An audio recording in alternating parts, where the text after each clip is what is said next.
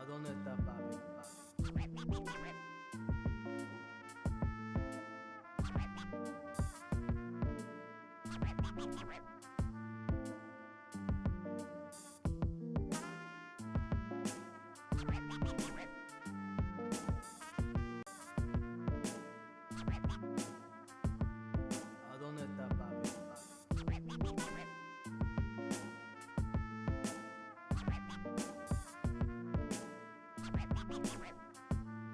¿A dónde está papi? ¿A dónde está papi?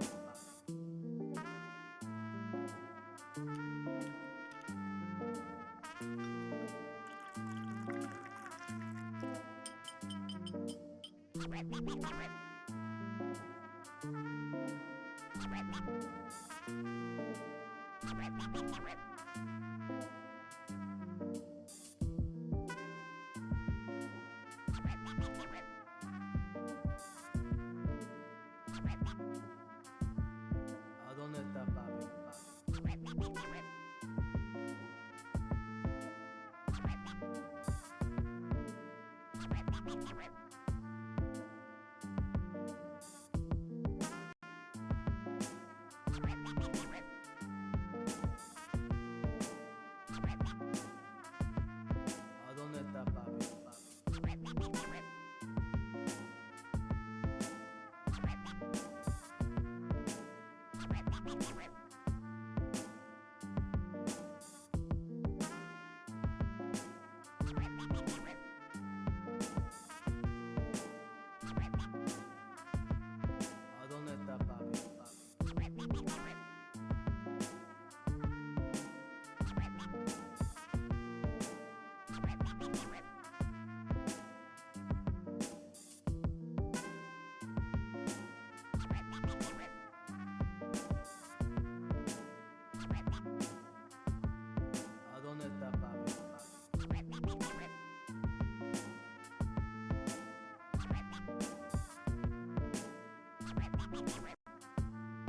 ¿A dónde está papi?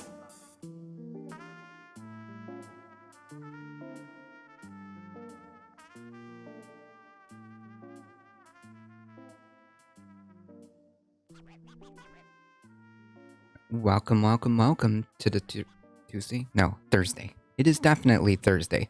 It is Friday Junior. Welcome, everybody. I hope everyone's having an awesome Monday to. I'm getting my days off. Hope everyone's having an awesome Thursday. Jesus. How's it going, Astro?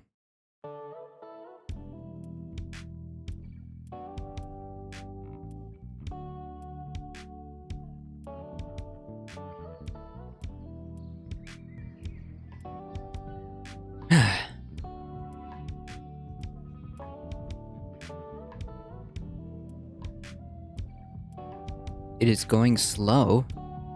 Well, I suppose slow is a little bit better than the alternative, yeah?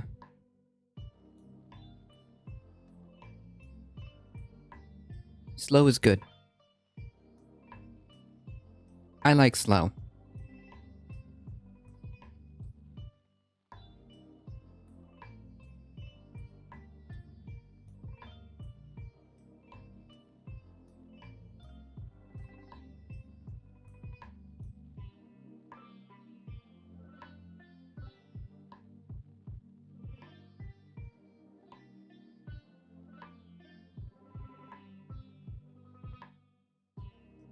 Well, neither are we. So I guess that's something, right?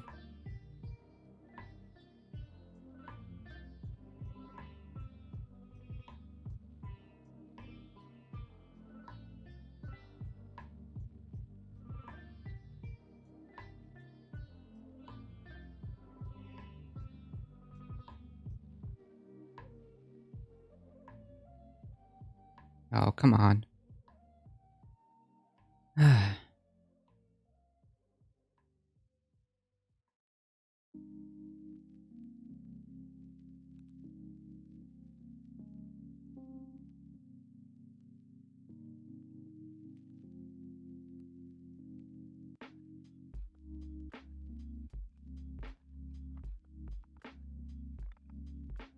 Sorry, folks. I'm just trying to make sure we get everything going.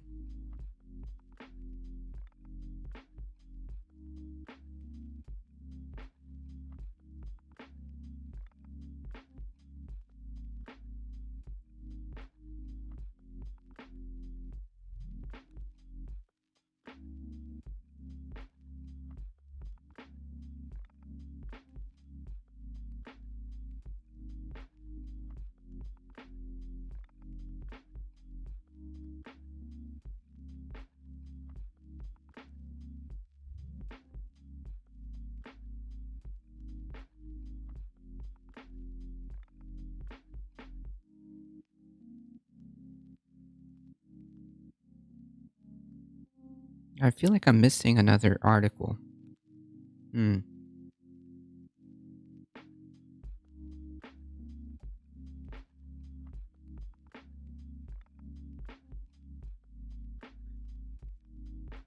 Oh yeah, he's been talking. Well, didn't he say that? Well, oh, sorry.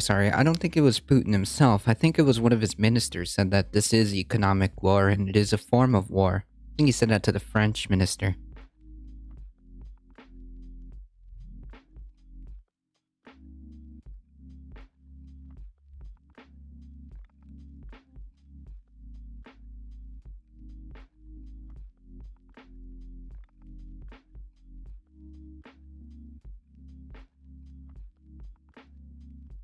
Oh, he's broadcasting live right now? What? Oh man. Shoot.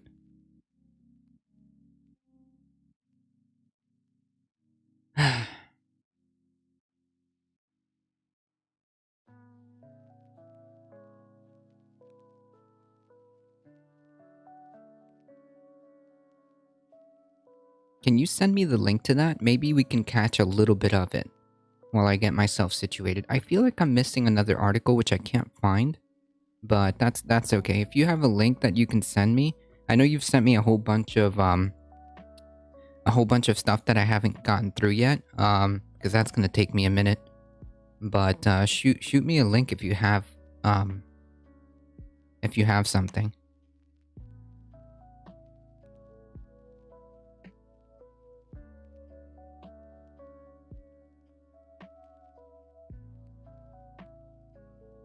Or is it?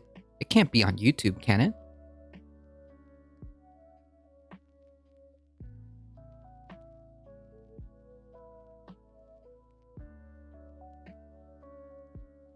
Or can it?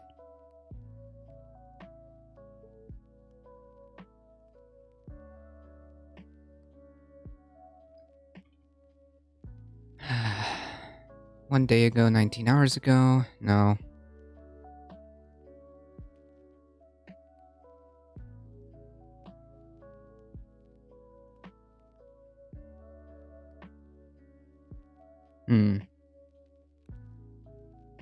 What if I go to YouTube?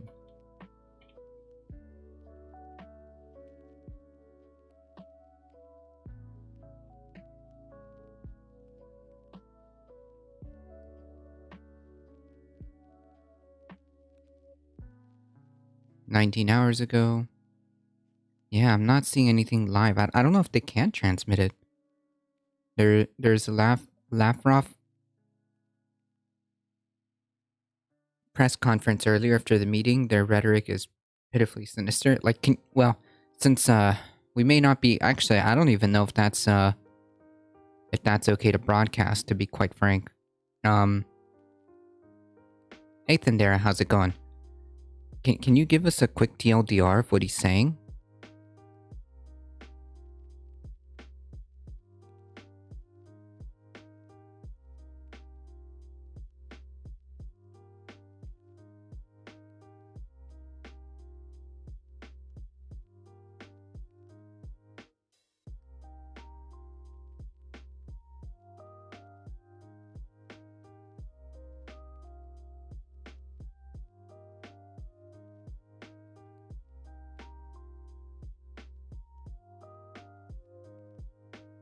Putin and the Russian Prime Minister are broadcasting what Russia will do because of the sanctions. Oh, wait. Okay, so there's a president and there's a prime minister. Huh. Gotcha. Any actions in specific that they're talking about, or...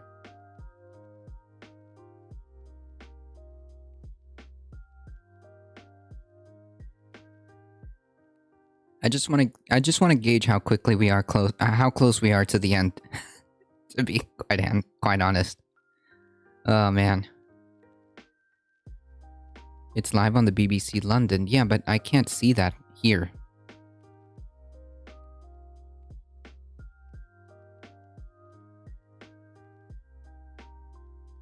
We have to rely on you to give us the TLDR, the summary. You have to give us the summary based on what's going on.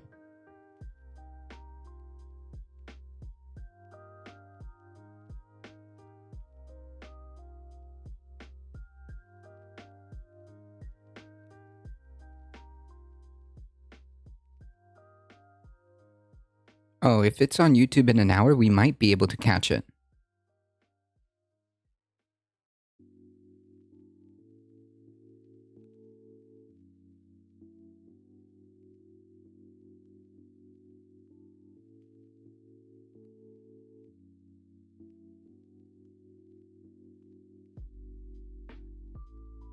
If that's the case, we might be able to see it. If not, just give us a quick shoot us a quick summary. And they say the West is defaulting on their debts to Russia. Lamau. Okay. And what are we supposed to do about that again?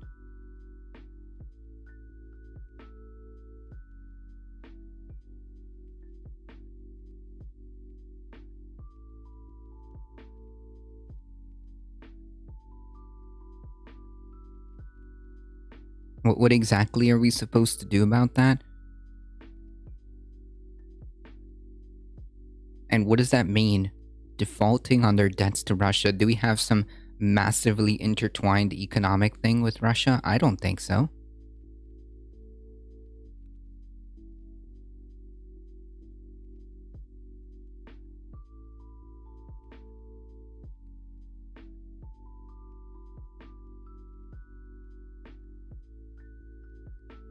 Not that I'm aware of.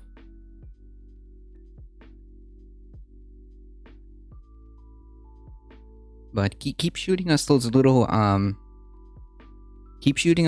summaries, because I mean, if we can't catch it on the YouTube, then we're gonna have to rely on your summary.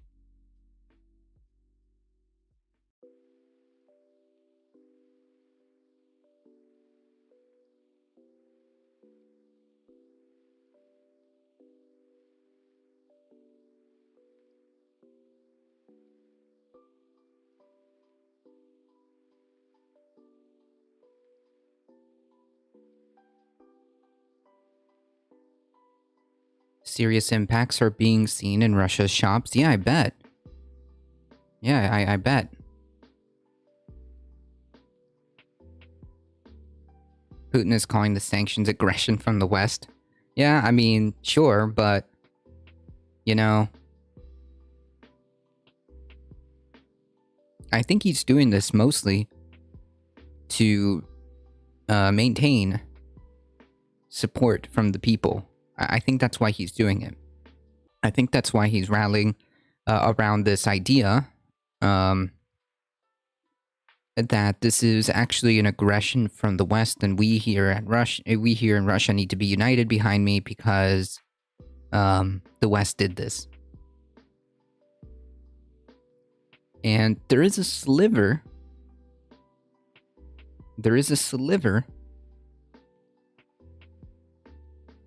of truth in the sense that, well, the sanctions are directly impacting the Russian people. And that's where...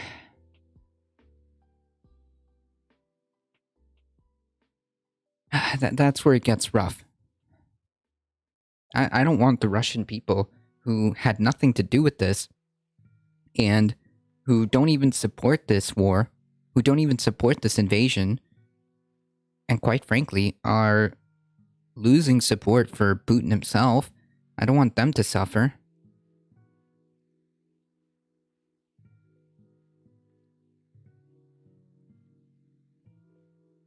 So what it sounds like, and of course I can't, listen, but what it sounds like based on your description is that Putin is trying to turn this around and trying to use that as a way to rally the Russian people and saying, like, this is actually their fault. This, you see all the shortages and inflation and all this other stuff. That's actually the West's fault. Never mind the actions that I take. Never mind the actions that have directly led to this, but it's actually not my fault, is what it sounds like. That's a conspiracy theory. Come on, man. Get out of here. I can't believe how many American businesses are punishing Russian civilians. Right, like, this is like the idea of like, throwing out like Russian vodka. Like, okay, dude, yeah, you're really sticking it to Putin. You're really sticking it to Putin by like dumping Russian vodka or whatever. It's all silly. It's all silly. And it's quite frustrating. Yeah, did you know that it was confirmed by US officials that we too actually have a bunch of biolabs? Yeah. Wow, damn. Yeah, exactly, Tandera. Lavrov has been saying the maternity hospital is a military barracks. Oh, come on. Oh, whoa. Now, come on. That is a crock of shit. That is a crock of shit. Like, we've all seen the pictures. No. That is a... Jesus, man. I can't believe they're actually... They're actually... I'm sorry, but they're actually using kind of our playbook. I'm not even gonna lie. That's sad and depressing. But they're actually using the exact same excuses. Remember when we obliterated that humanitarian aid worker because we claimed that he was in connection with an imminent terrorist attack, so we just casually leveled that entire house as he was walking out or something like that, because there was credible evidence. There was credible evidence that he was in connection with a terrorist organization, and we blew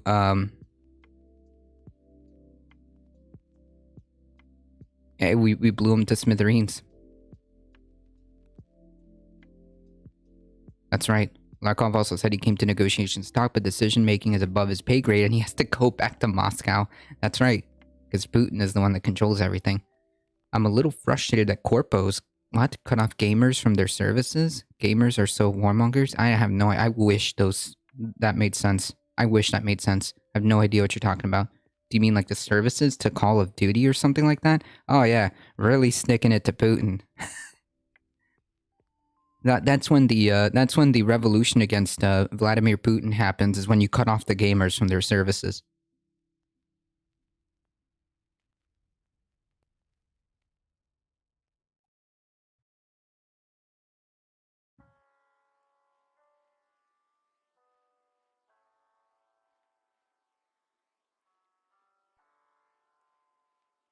Yeah, I heard about that they took services from Netflix.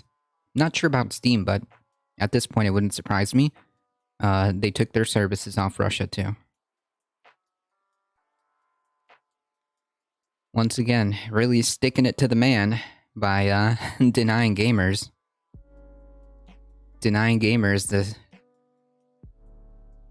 the opportunity to play. I hope Putin chops the internet in and out of Russia. I think he has been... there's been reports that information within Russia is very, very, very contained. So nothing is happening without the states say so, basically. Nothing is happening without the state's approval.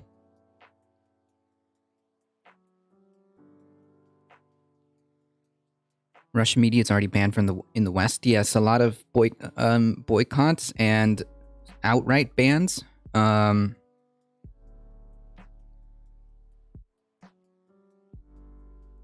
Have been made. I think YouTube itself demonetized Russia Today, didn't they? There's a lot of also American Russian Today operations were ceased.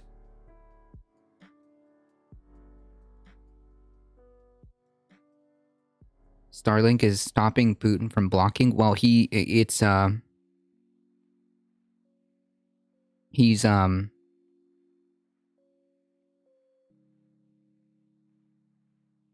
actually helped in that regard.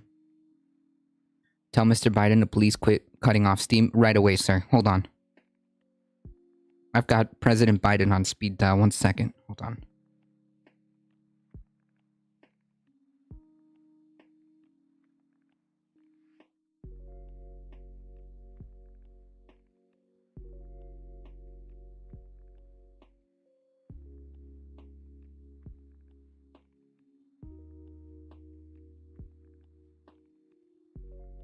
Hello, President Biden. Yeah, I've got a Twitch chatter. Yeah, he's on my stream. Yes, he's actually requesting that you please personally quit cutting off Steam to Russia. And if I may add, just as a favor, a personal favor, please restore Netflix as well, because you control that. You control that service as well, and just if you have a chance, you know, if you have a chance, and of course, please just tell Putin to just stop the war right now. I mean, that would be great. I don't know how much sway you got over there, but yeah, I've got yeah, it's very serious. Steam is like the top priority. Yeah. Yes. Thank you, sir. All right, personally reached out to President Biden.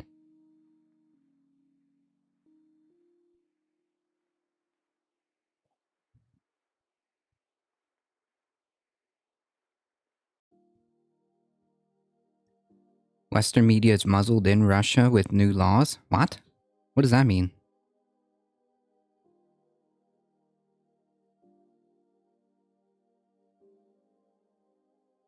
Listen, I think that lighthearted trolling is okay, alright? If we aren't able to make a little bit of a laugh, yeah. In the potential face of broad-scale conflicts around the world, if we can't make a tiny... I think you can see Sky News and Al Jazeera to get realistic views. I think Al Jazeera for international news is pretty decent. Al Jazeera for international news is pretty decent.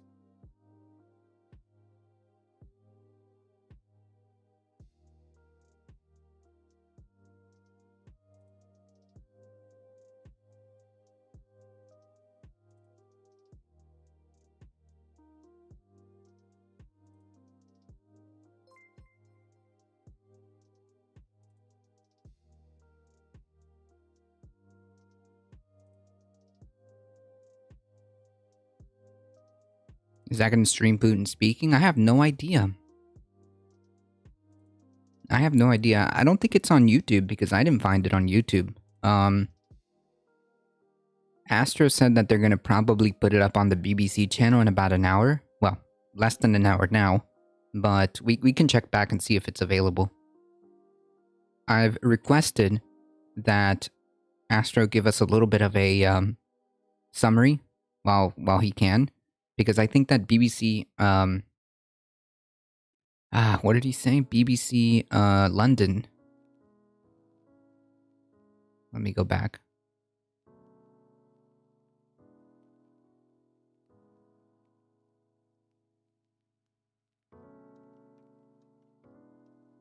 Yeah, BBC in London. I don't know if we have that here.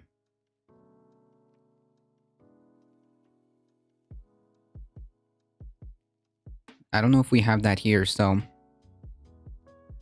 we may have to wait. Russia has also said that they're using the hyperbaric hyperbaric? Is that you mean hypersonic?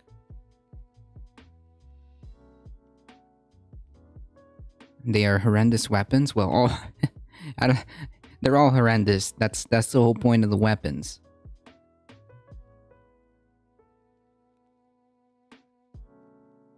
Every time Putin speaks, he sprinkles in bits of truth, just like conspiracy theories or malicious propaganda. Yeah, that's how it works. Yeah, that's how it works. You've got to sell the conspiracy theory, propaganda, whatever it is that you need to sell. You've always got to dabble a little bit of truth just enough so that people will be like, oh yeah, that makes sense. That's how it works.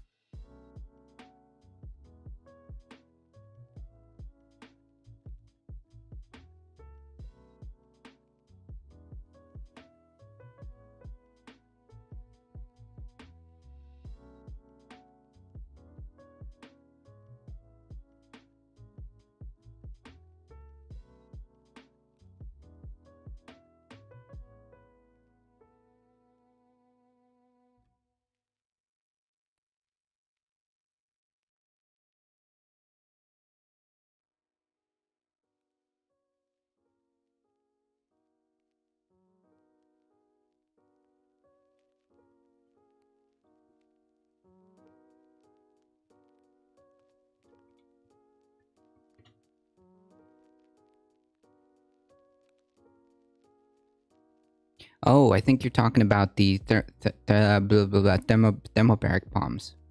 I haven't heard any confirmed updates on the conflict in like 24 hours. I think the recent thing that I saw was that horrible oh my goodness, that bombing that happened in the hospital.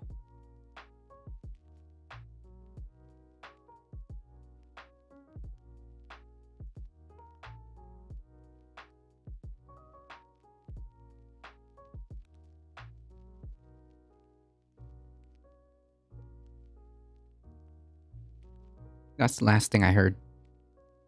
I mean, we can get a quick, like, just a peek before we get ourselves going here. Just a tiny peek.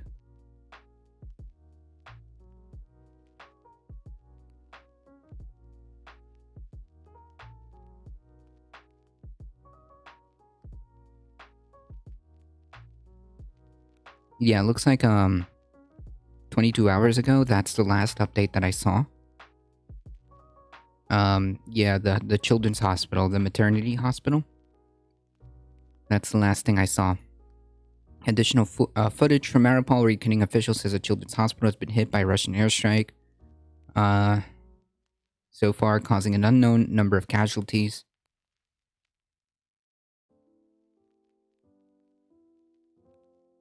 Yeah, so far that's like the big one.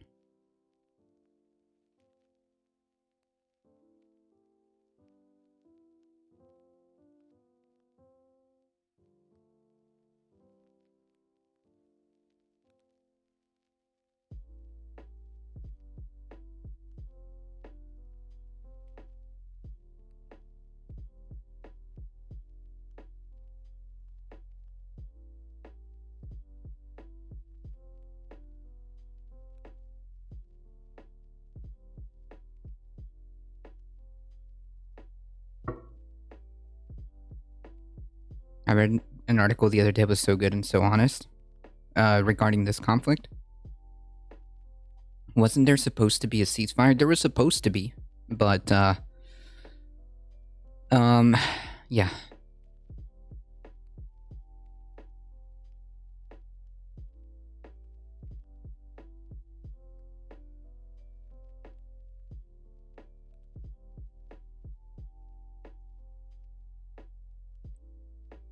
Twitter.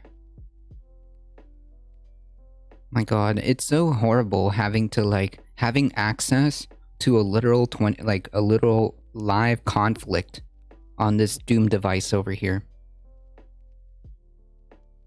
This was literally 22 hours ago.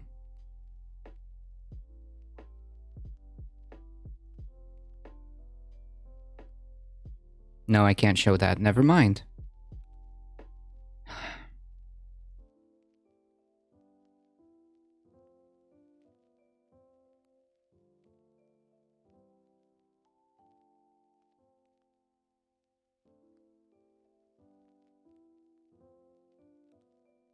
I think I can show this. Let me double check before I get myself into some trouble.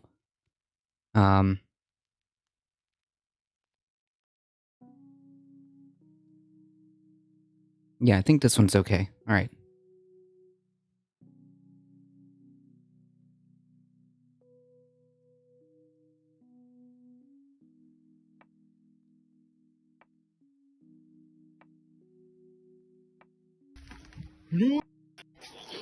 Роддом.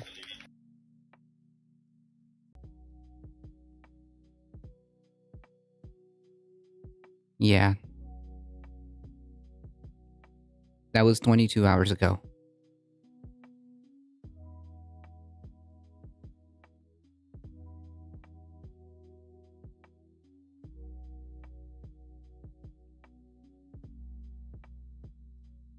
There was supposed to be a ceasefire that was supposed to allow civilian evacuations, but yeah,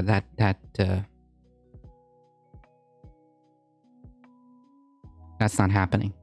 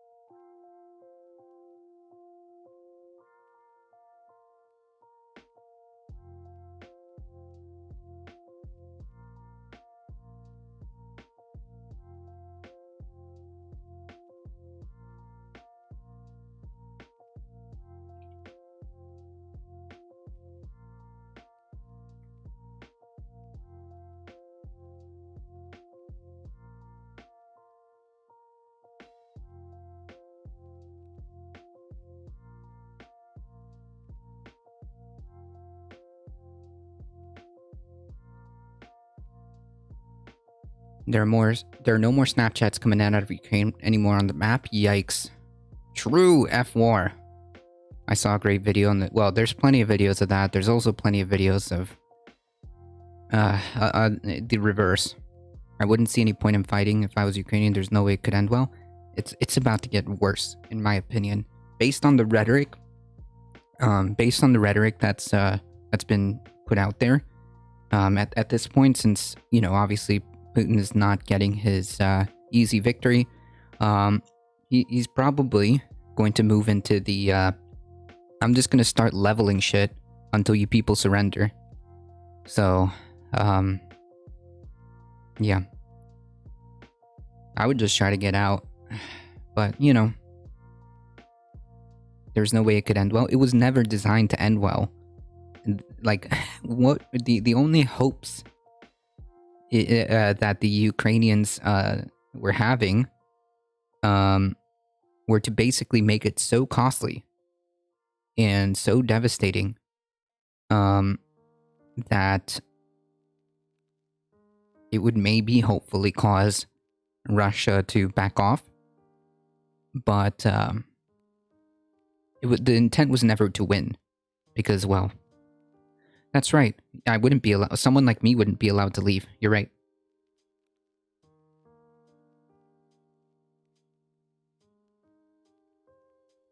You're right. Someone like me wouldn't be allowed to leave.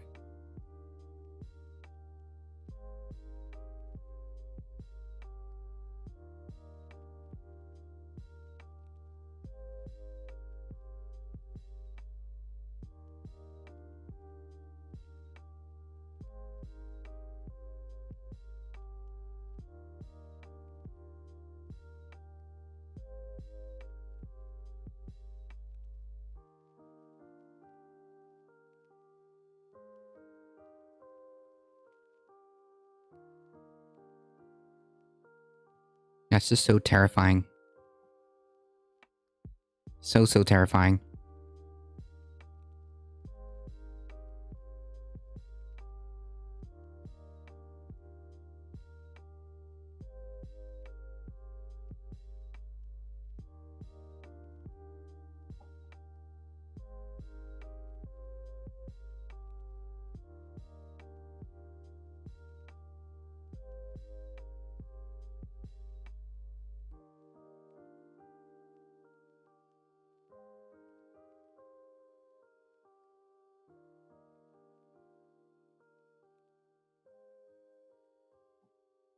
I believe any man or any male from 18 to 60, I think, is not allowed to leave the country.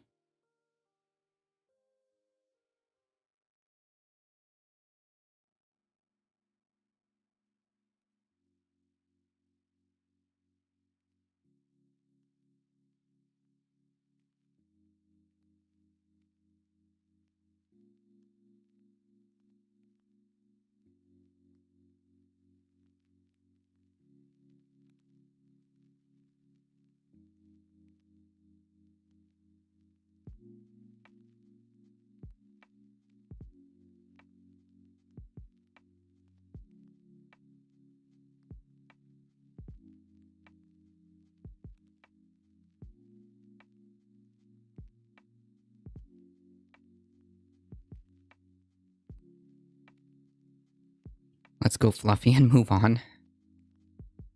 Yeah, well. All the stuff that we talk about is quite rough, so.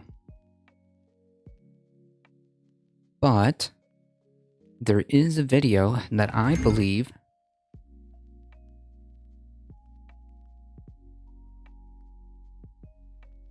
Becky G, any advice for us?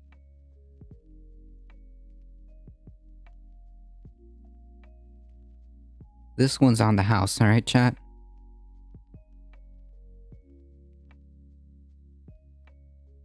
It really is amazing how he's so comfortable with people. I don't see that every day.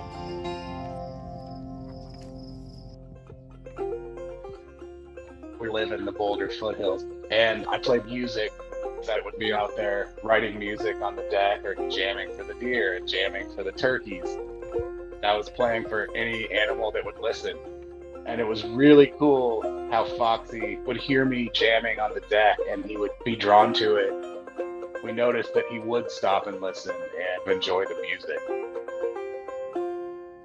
Every time he comes over to visit us, I try to see what he likes to hear. I've played banjo, guitar, fiddle.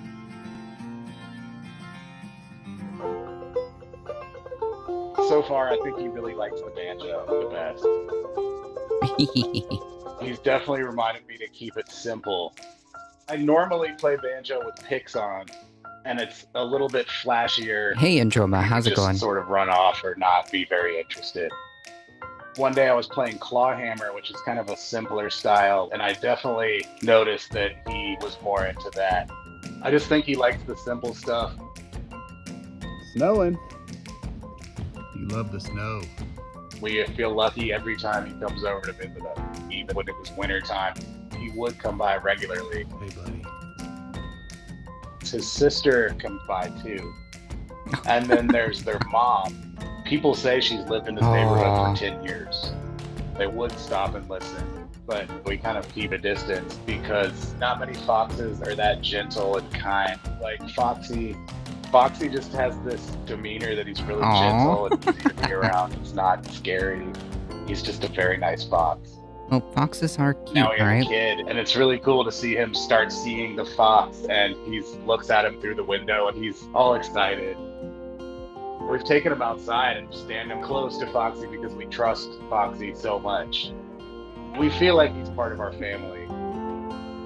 We're really lucky that we get to live on this beautiful land, and we have this amazing nature right out of our living room window. And we also have this friend that lives in our yard.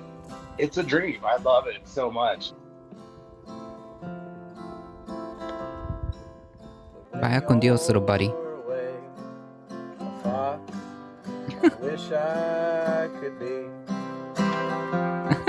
The fox is like, are you singing about me? Love you, Foxy.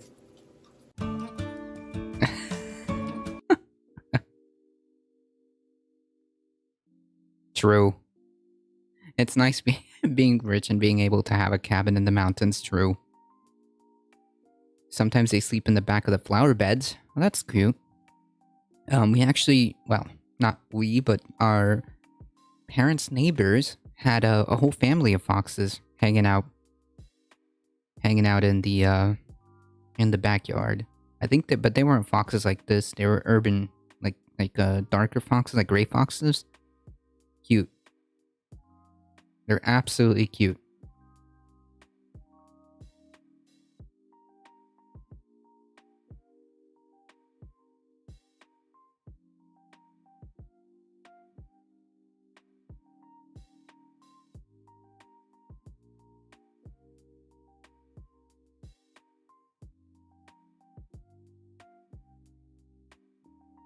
I just find that so interesting that they respond to music. My cat responds to music too. It is the most fascinating thing.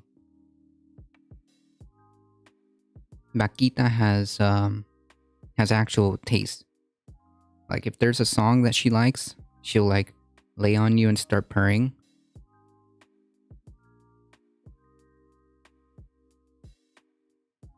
And if there's a song she doesn't like, she'll let you know real quick.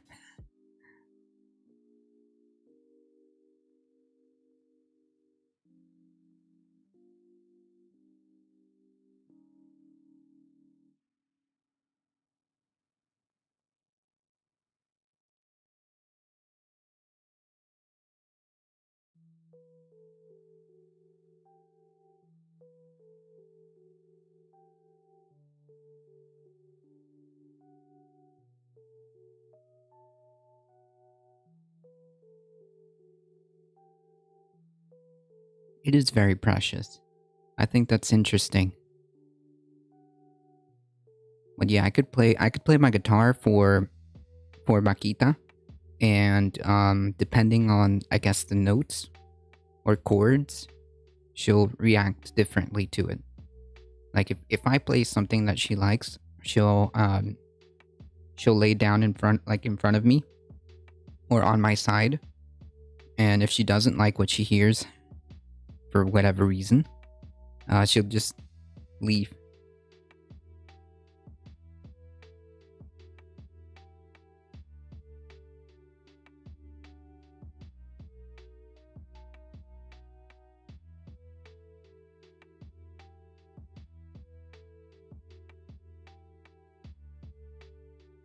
Alright, folks.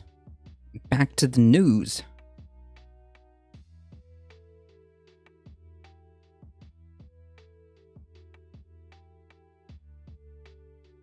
Back to the news.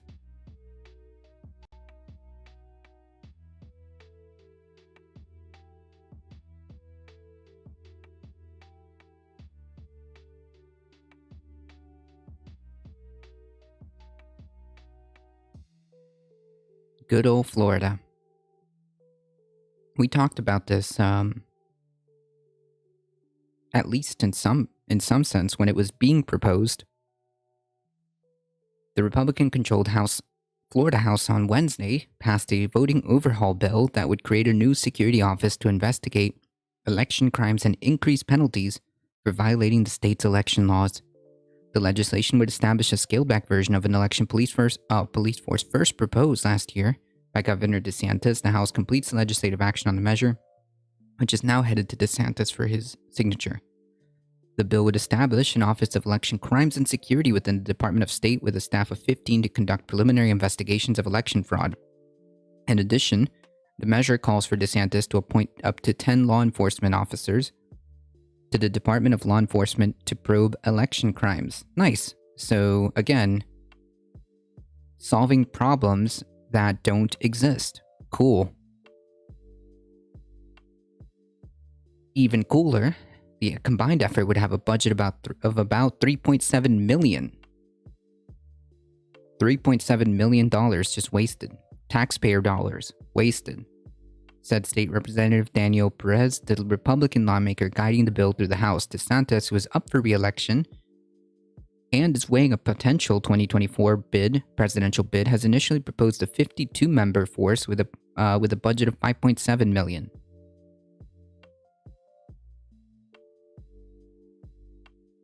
Again, this is taxpayer dollars being wasted on a problem that doesn't really exist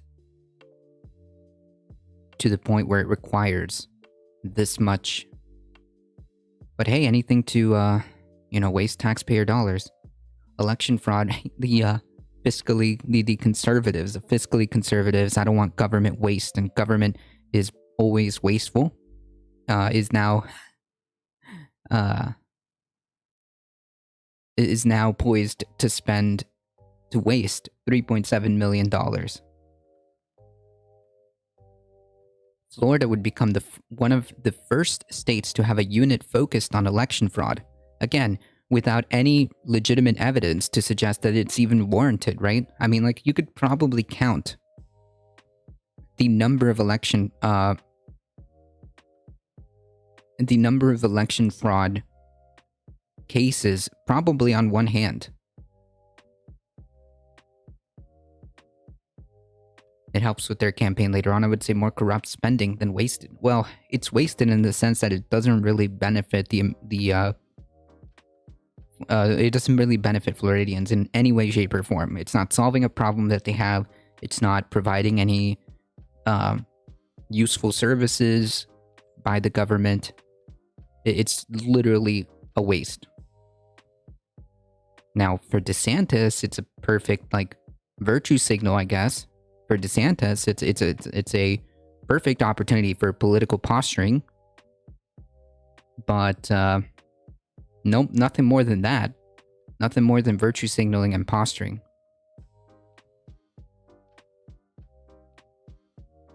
Election fraud is exceedingly rare, and Democrats and Republicans in the state previously described the 2020 election as smoothly run. Yeah, Florida, for once, actually had a relatively smooth election in 2020. DeSantis last year said Florida passed its automatic post-election audits with flying colors. So again, we have the same person, DeSantis, admitting the fact that there's nothing really warranting this waste of money.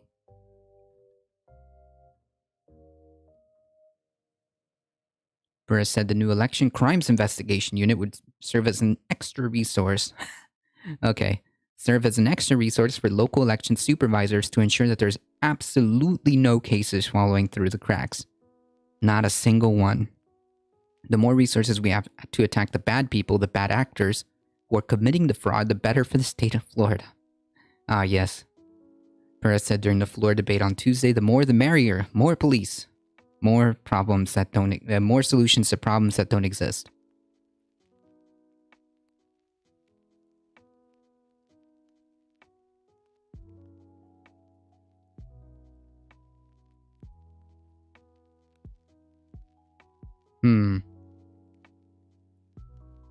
Interesting. The legislation that passed the House on Wednesday marks a second election overhaul in 2 years to tighten voting laws in the state as supporters for former President Trump clamor for further review of the 2020 election. Yeah, well, that's not happening in Florida.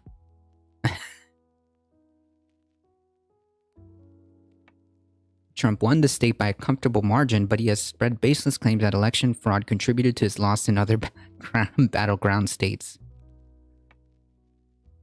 The bill passed on Wednesday would make it a felony to collect and submit more than 2 vote-by-mail ballots on behalf of other voters. It is currently a misdemeanor to do so. It also increases the fine from $1,000 to $50,000 on organizations that violate election registration laws. The critics say it was an overreach. We're going to convict people of a felony because they helped 3 instead of 2 elderly neighbors. Democratic State Representative Joseph Geller said as he argued against the bill on Wednesday evening. The new election security force and increased penalties could deter people from participation in the democratic process, said Daniel Griffith, policy director at Secure Democracy USA, a nonprofit organization that works to boost access to the ballot. Griffith said there appears to be few guardrails on the activity of the new election investigation unit. We don't know exactly what they're investigating. Are they investigating election officials or are they investigating voters? Yeah, that's a good question. That's actually a very, very good question.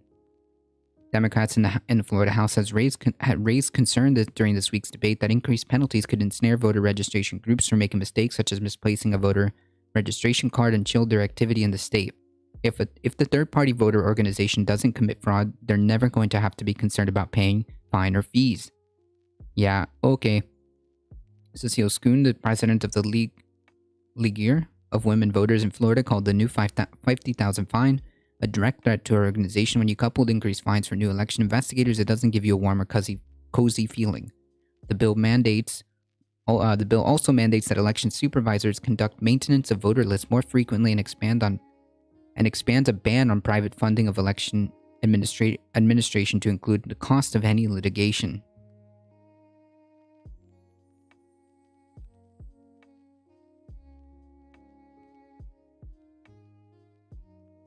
Yeah, there's no significant evidence to warrant this response whatsoever, especially in Florida. But, you know, that's the Republican Party in the state of Florida.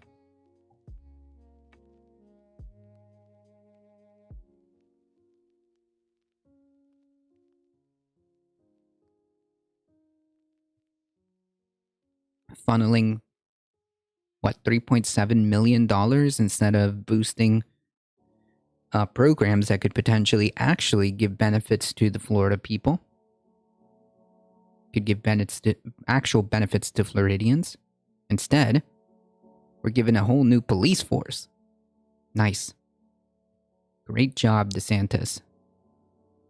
Great job, Republican Party of Florida.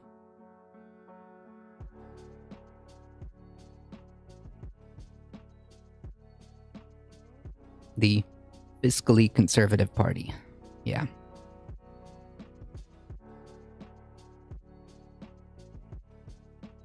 To kind of piggyback off that article, a Colorado grand jury has indicted a Republican county clerk and her deputy on multiple felony charges following an election security breach in her office after voting equipment passwords were posted on a right-wing blog, authorities said on Wednesday. Tina Peters, a top election official in Mesa County and a candidate for the statewide office of Colorado Secretary of State, faces a total of 10 criminal charges, including conspiracy, criminal impersonation, identity theft.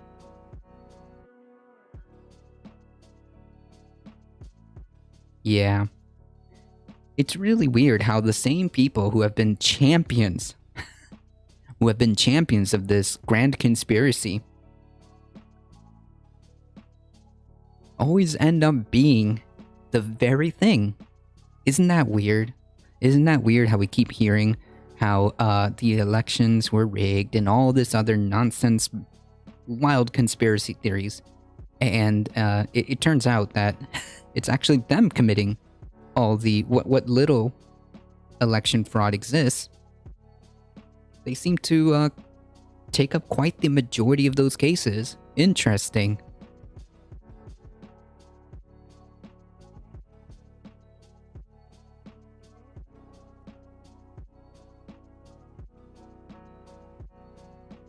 Interesting how the people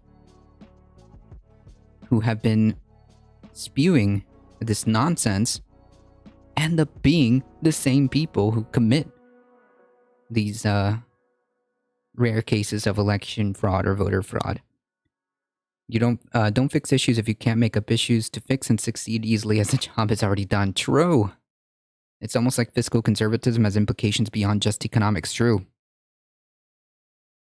People may dislike Trump, but he did keep man under control. I wish that made sense.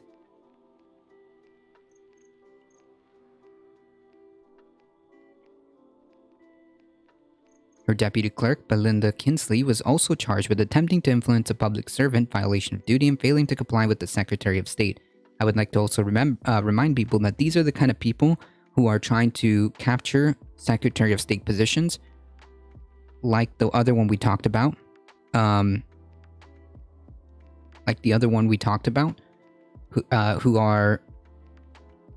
in a dangerous position to actually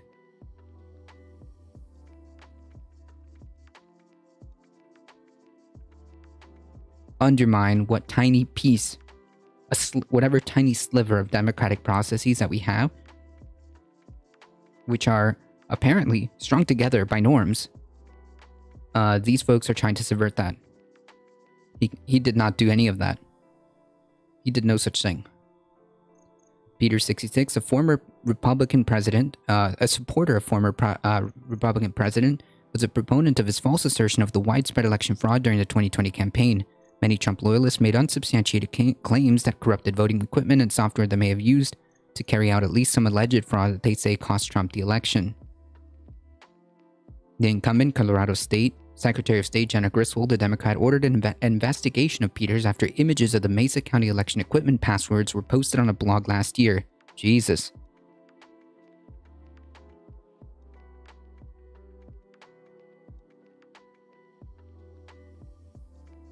The suspected breach was discovered during a computer software update in 2021 and did not involve any election or voting irregularities. Griswold decertified the equipment after the probe has gone to court, seeking to bar Peters from overseeing future elections. Good.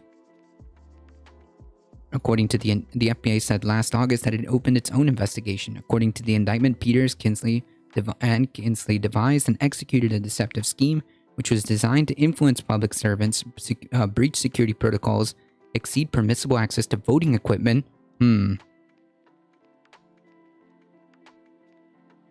Curious.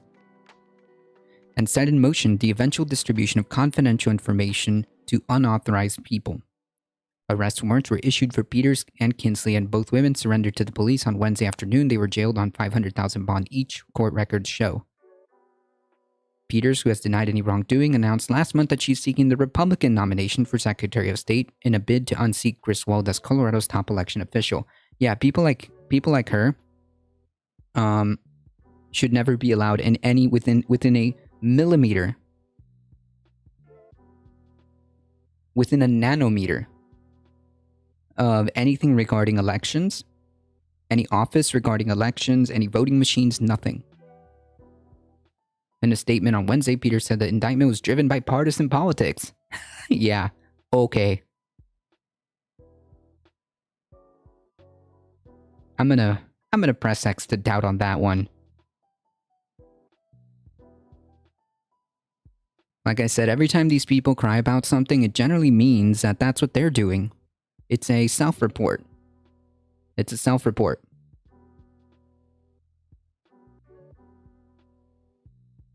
It always ends up being a self-report with these people.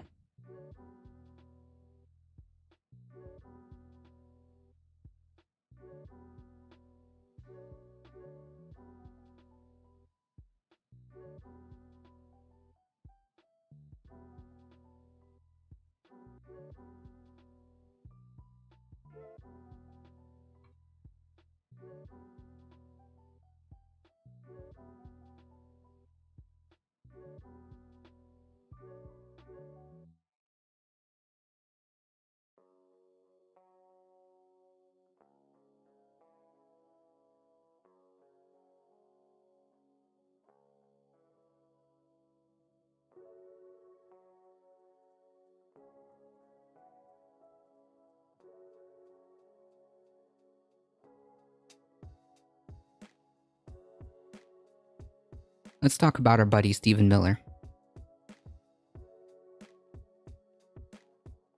Trump White House senior advisor and professional ghoul Stephen Miller sued the White House January 6th committee to block a subpoena of his parents' T-Mobile plan, which provides him with a phone number. That's interesting. The federal suit filed on Wednesday in Washington is the latest effort by associates of former President Trump seeking to prevent the White House Select Committee from getting records and testimony that could shed light on the attack on the Capitol.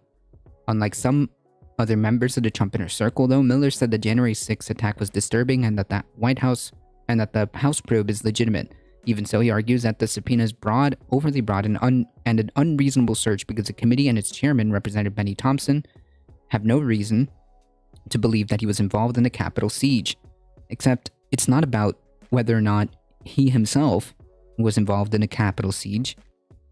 It's what connections and what potential evidence does this guy have that could implicate other people attached to the Trump administration. The chairman and the select committee are misusing their authority to investigate political adversaries wrong, painting their opposition with a broad brush as insurrection and domestic terrorists. Damn, then I guess we're all just like living in an alternate reality where all the videos that we saw, all these new cases coming out, some of which are pretty damning, some of which have very, very, very strong evidence. I guess we're just all imagining things.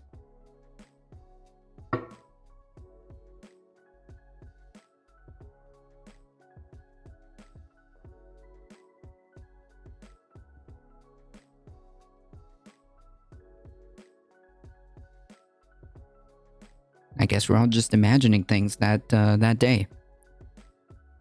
The select committee cannot demonstrate a compelling justification that would justify this intrusion. The committee has also said, oh, what was that Florida Republican response when it said that why would, you know, trying to make the case of why we need an extra police force for the election integrity, and I use that in very, very, very broad quotation marks. What was it that he said? Oh, if you did nothing wrong, then you have nothing to fear about the fines that were being proposed. So I guess I can turn this around and say, Mr. Miller, if you did nothing wrong, then what's the problem?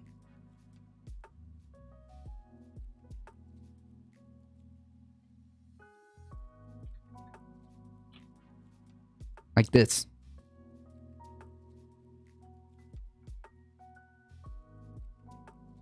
Irked.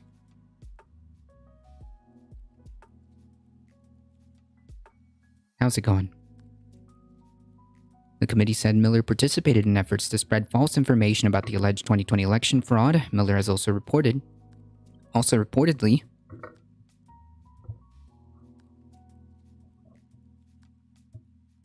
helped prepare the speech Trump gave at the January 6th rally that preceded the Capitol riot. I mean, he's prepared most of Trump's speech. Yeah? Miller's filing, including the, the ones we've gone over that were, yikes. Miller's filing seeks a court order to block the House subpoenas for T-Mobile records.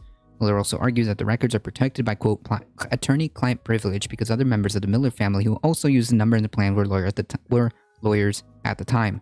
He also argued that phone records contain sensitive personal communications that Mr. Miller had with medical professionals regarding his wife and newborn daughter. Yeah, but nobody's looking into that. Known for his hardline view. Jesus, that is the most charitable line if I've ever seen one. Miller was one of the few senior aides who served for the entirety of the Trump presidency. Currently leads a conservative legal group. Yeah.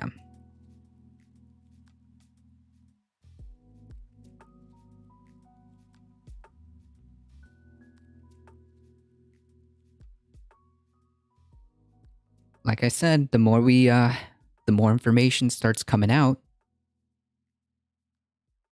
the more we learn.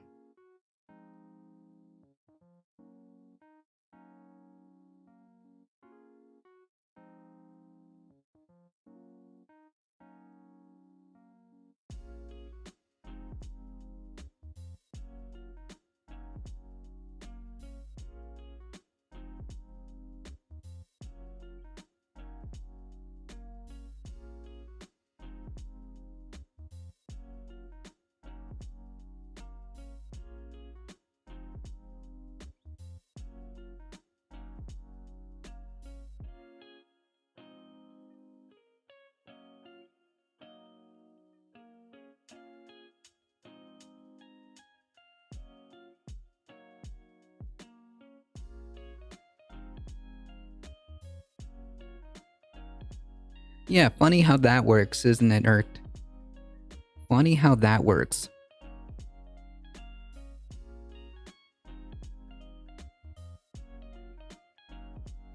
The not-so-closeted white nationalist gets to keep kept his job during the whole term. Interesting. Interesting.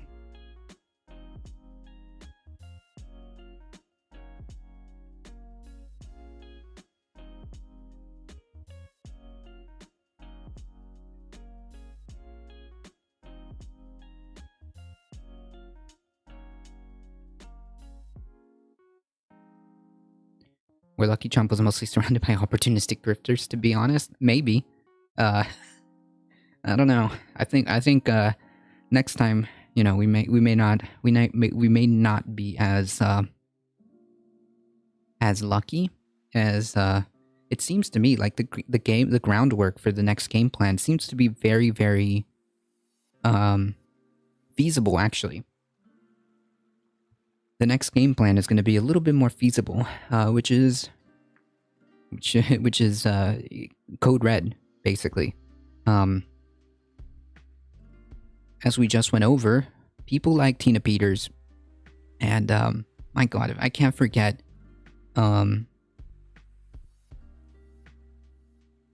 was a guy with a big cowboy hat. I know that's kind of. I know that's kind of like. Not descriptive enough, but there was a guy who was in a big cowboy hat who was poised to run for Secretary of State, just like this lady was, Tina Peters. No, not Jeff Bezos. Not Jeff Bezos. Who was also trying to bid for Secretary of State. And all of these moves give enormous power to those folks, so that next time, if there's enough of them, Secretary of State offices are incredibly powerful. Next time, should there be a election that doesn't go their way, they can just not certify the results, refuse to certify the results, stall, essentially create a quicksand in the process. I think they even also have the ability to, change electors. So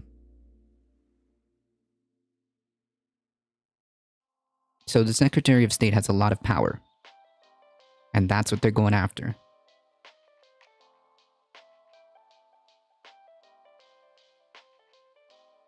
At the state-by-state level, the state-by-state level, the Secretary of States have, I think, a lot of power over how elections are run. And I think they're also in charge of certifying results. So, yeah, next time, this was a trial run to see what exactly they could get away with. They attempted to shoehorn fake electors, fake electoral college, votes.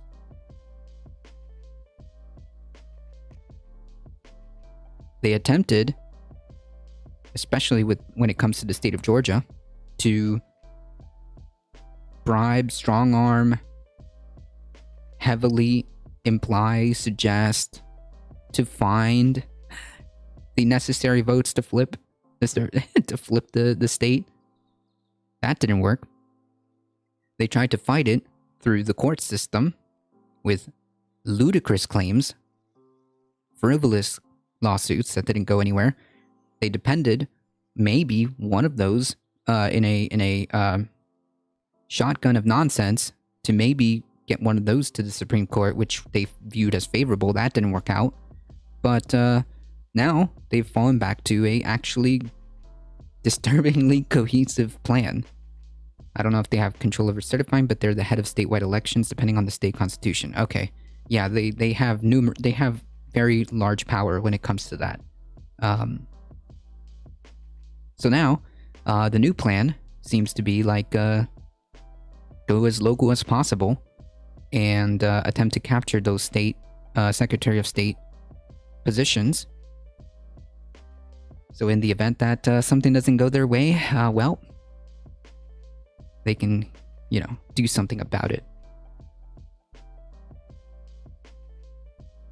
This goes against, this goes again to the idea of how fragile our electoral college system is, and therefore, maybe we should reconsider that, especially if our electoral college system is all based on norms and I guess it's based on norms and procedure that is just kind of done. There isn't really like a constitutional like guardrail or legal guardrail. It is incredibly fragile. The fact that there can even be a scenario where fake electors are sending in fake electoral votes, it's just undemocratic. It's just undemocratic. Yeah, it's a gentleman's agreement. We're literally hinging our facade of a democracy on a gentleman's agreement, on normal procedure. That's a very coherent and potentially effective strategy, much more than the 2020 of just throwing a fit in court. Yeah, throwing a fit in court, attempting to coerce certain state Secretary of States, like the one in Georgia, shoehorning fake electors. Yeah, this one is much more coherent and actually, possibly, more effective. Guaranteed they don't have this type of ability to move around if we had a more popular vote. If we had a popular vote, which literally happens with every single other election. If we had a popular vote, it wouldn't be this easy. It wouldn't be this easy because, like, what are you supposed to do? Like, you lose by, what, millions of votes? I mean, how are you going to make that up?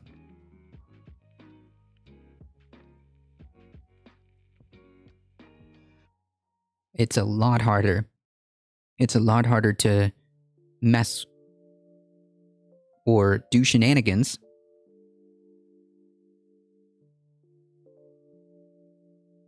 when it's just simply tallying up the votes.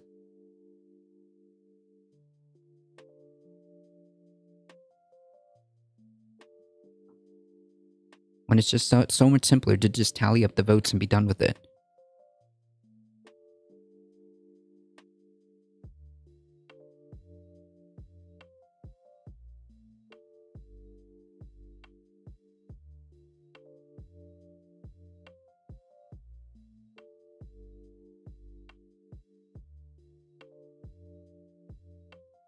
I don't know what that's in reference to. I've heard it before, but I'm not familiar.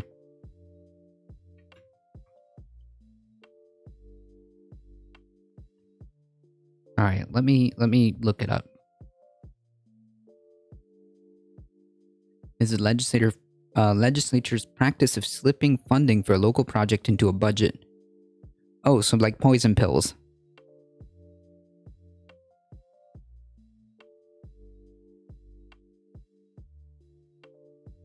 The term pork barrel politics usually refers to the spending in which is intended to benefit constituents of a politician in return for their political support. Okay. Gotcha.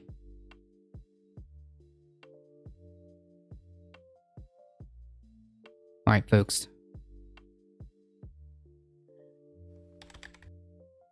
We've got, oh, sorry. The Beckosphere. Oh, yeah.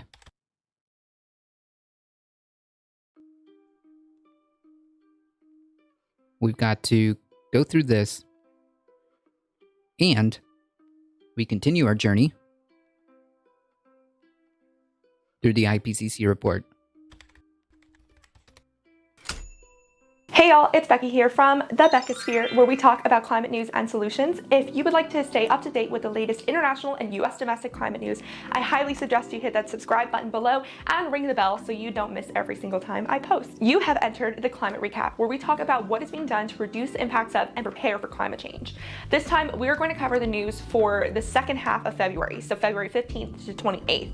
I'm going to start the video with all the news points that I want to go a little more in depth on. Please consider checking this channel out, especially if you want just kind of brief summaries of all the news regarding climate change that kind of just gets swept by the wayside, considering all the other stuff that's happening in the world. Climate change hasn't stopped. Just saying. And then the second half of the video, I'm going to list off all the other news stories that happened during that second half of February. Timestamps can be found in the description below. So let's go ahead and get started with examples of how climate is changing and impacting humans and the rest of the planet. Australia has declared the beloved koala an endangered species. The iconic marsupial population has suffered greatly from habitat loss, wildfires, disease, and years of drought. The Environmental Ministry warns the koalas could go extinct by 2050. Well, that's freaking depressing. Yeah, exactly, Eric. It's like military bases, infrastructure funding. Yep. Yeah, so speaking of Australia, well, that's just depressing. Boy, what time to be alive. The Australian government has allocated $35.7 million over the next 4 years to koala habitat conservation, which is good because a lot of the population drop can be attributed to deforestation and land clearing. But with like the Great Barrier Reef restoration efforts, the government efforts negate climate change's impact on this issue. Climate change is exacerbating Australian bushfires and now is likely involved in the worst flooding in New South Wales and Queensland's history. Hundreds of humans have been rescued and thousands have evacuated. Koalas and other wildlife reportedly drowned. Over in Brazil, mudslides in Rio de Janeiro mid-February killed at least 117 people after the region experienced the heaviest rainfall since 1932. We're talking about 10.2 inches in a 24-hour period. And over in the US, during the last full week of February, the southern lobe of the polar vortex triggered another massive 50-degree temperature drop for the central US, bringing more snow, ice, and severe storms across the country. I can't imagine the weather dropping that drastically. The part of California that I'm in barely has a 50-degree temperature range yearly. Okay, now over to the studies. We have to talk about the Intergovernmental Panel on Climate Change's latest report. So the IPC just dropped a report on impacts, adaptation, and variability associated with climate change. This is the second in a 4-part series of how bad this shit frankly is. The first one came out about 4 to 6 months ago, and it talked about the physical side of climate change, like the physics and chemical side of things. Each part is compiled by a unique, independent, and international group of scientists. It takes about 7 years to create all 4 parts of this assessment. This part of the assessment reported that 3.5 billion people are highly vulnerable right now to climate impacts. That's almost half of the world population. Additionally, half of humanity is or will experience severe water shortages this year, and a third of us are or will be exposed to deadly heat stress, which is actually expected to rise to half to 3/4 of us by 2100. The number of people in flood risk areas increases by 500,000 every year, and diseases for humans, crops, and wildlife are spreading faster due to rising temperatures and higher humidity. If the temperature gets even a little bit above 1.5 degrees Celsius above pre-industrial levels by 2100, and we're currently at 1.1 degrees above, 8% of today's farmlands will become clinically unsuitable to grow crops around the time our population is expected to peak at 9.6 billion around 2064. We're currently at 7.8 billion right now for context. 183 million are expected to go hungry from now until 2050 if no efforts are made to adapt. The report says that we need to conserve 30 to 50% of our planet to keep nature resilient enough to adapt. Today, less than 15% of the land, 21% of fresh water, and 8% of the oceans are protected. And as a result of human-caused climate change, chemical pollution, and habitat loss, among many other stressors, we as a species are bringing about the next mass extinction. If you want to learn more about that, Simon Clark just did a video talking about our concerning loss in biodiversity. This part of the report is the most depressing part of the overall report. It really lays out how dire our situation is, but the next section, which will probably be released in the next month, will cover ways we can cut emissions. Keep your chin up, we can still get out of this, but we have to take this very seriously for this next decade.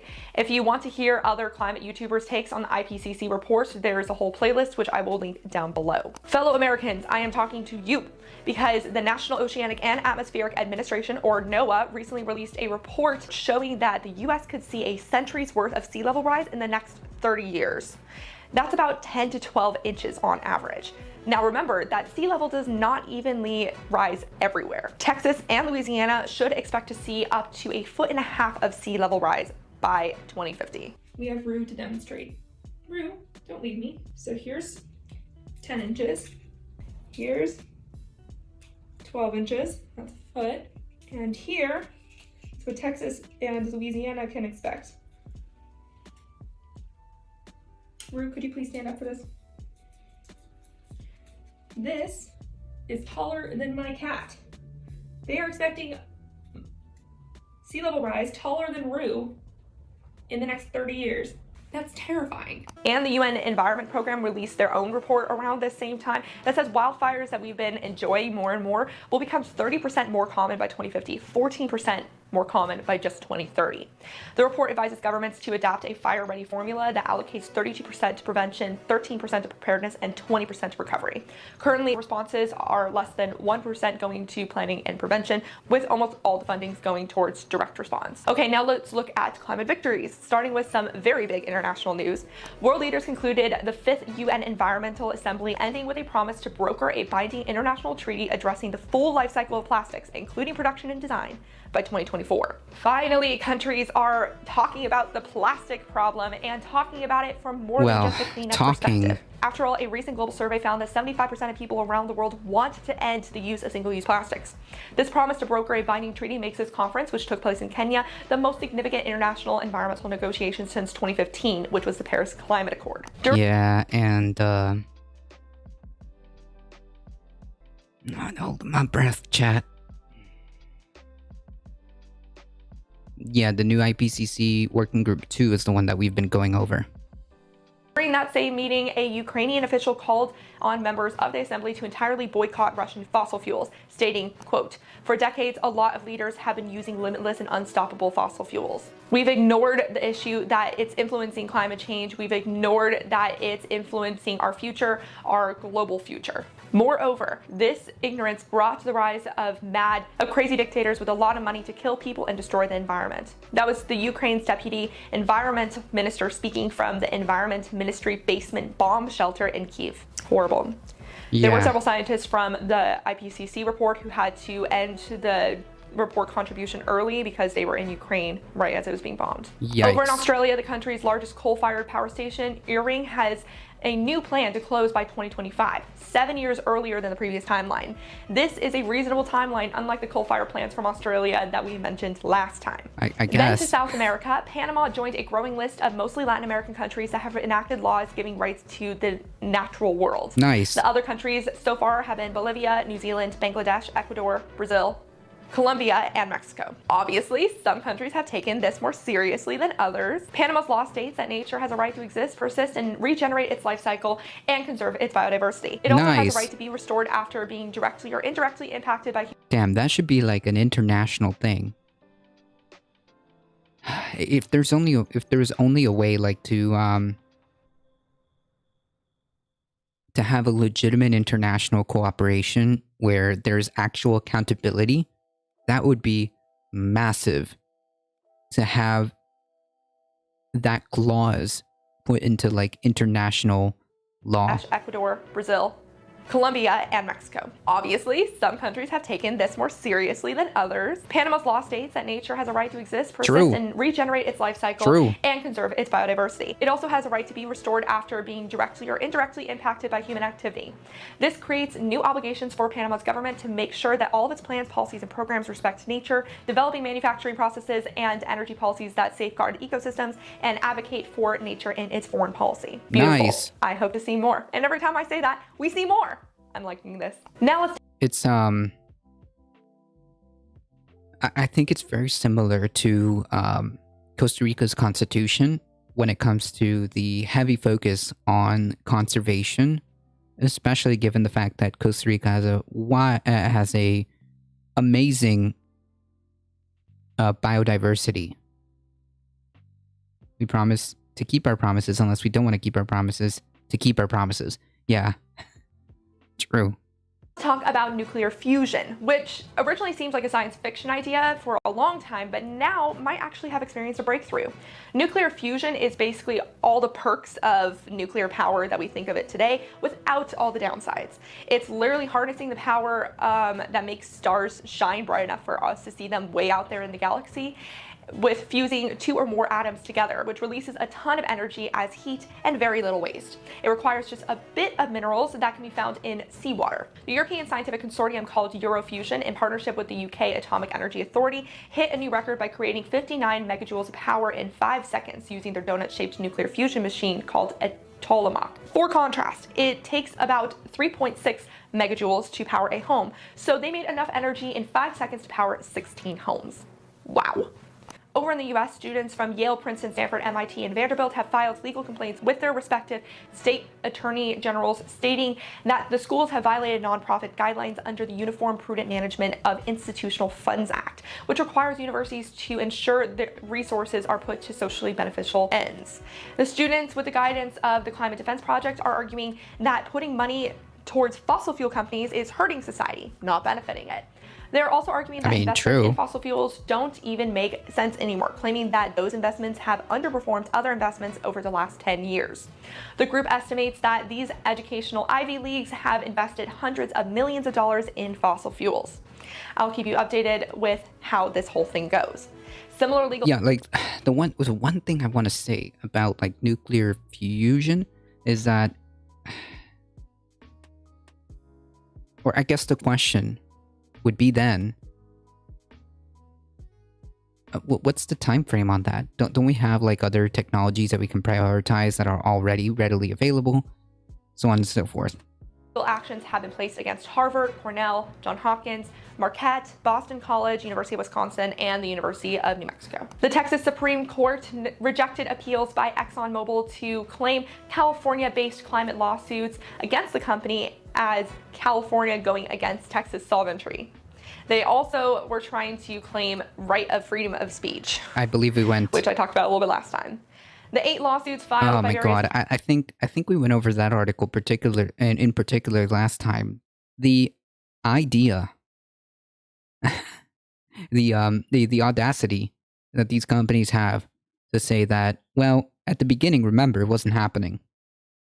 Then it's, well, we had to talk about it, and there's a debate about whether or not climate change is real. And, well, actually, it is, but maybe it's not that big a deal. You know, at the end of the day, we keep the world running.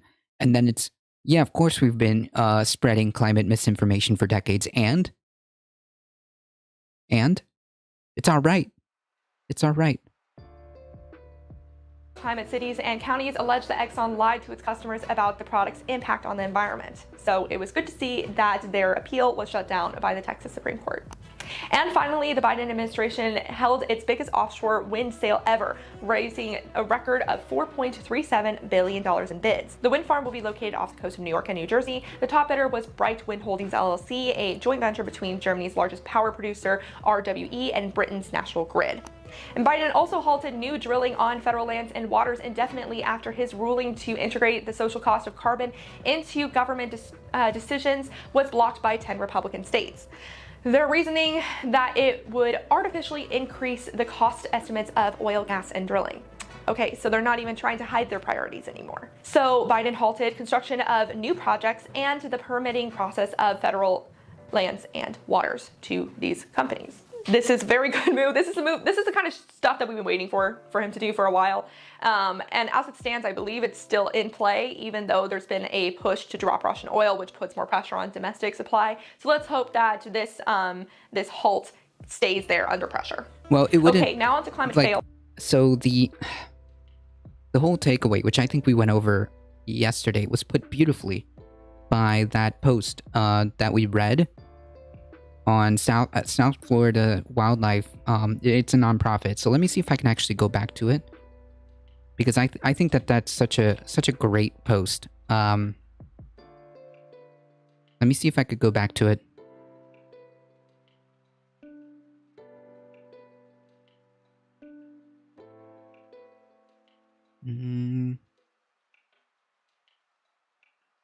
How do I go back to my saved post?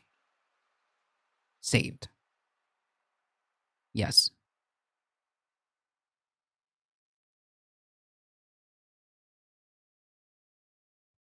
With gas prices skyrocket. This is the South Florida Wildlands Association. They're a nonprofit group who are dedicated to South Florida's restoration of wetlands and whatnot. With gas prices skyrocketing in response to the Russian invasion of Ukraine and international sanctions, a good time to reflect on how the US developed the biggest addiction to oil on the planet. Today, the US nearly uses 20 million barrels of oil, or you can 42 gallons times 20 million to get an estimate in gallons per day, far more than any nation on Earth.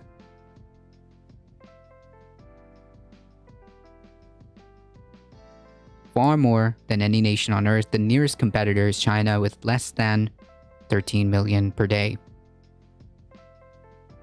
Controversy over our dependence on oil is nothing new, and as oil prices in the US spike, loud calls for drill, baby drill are predictably back in fashion.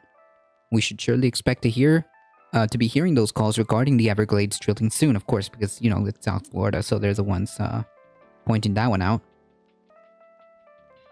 Of course, there's others who have been saying for years that we can't just drill our way out of this problem and that the solution will be found in developing sustainable alternatives to fossil fuels. True.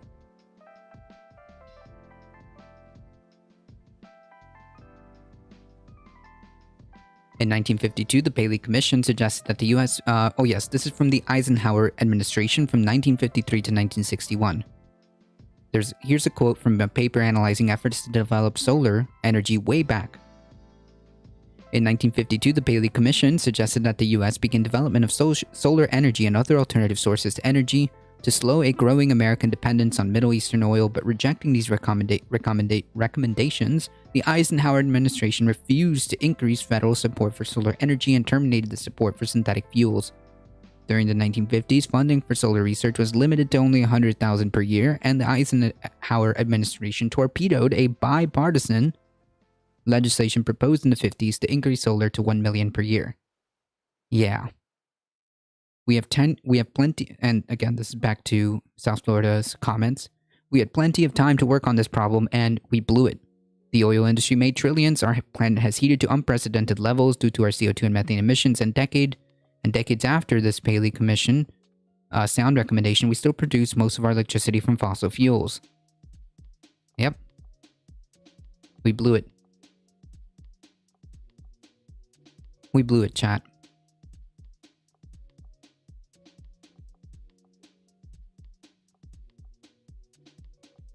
Starting with international news. According to a new study published in Nature Sustainability, the average carbon footprint of the top 1% emitters is 75 times higher than the bottom 50%. Wow. Moreover, if we were to eradicate poverty, it would raise emissions by less than 1%. Unsurprisingly, the Western world has a vastly greater footprint than everywhere else, especially the US, emphasizing the need for the US to make big strides now to drop our footprint and... Sorry, y'all, it was me. It was you, Irked, this whole time? It was you?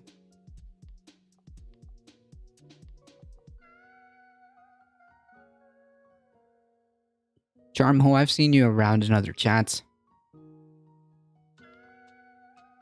You better behave yourself, friend.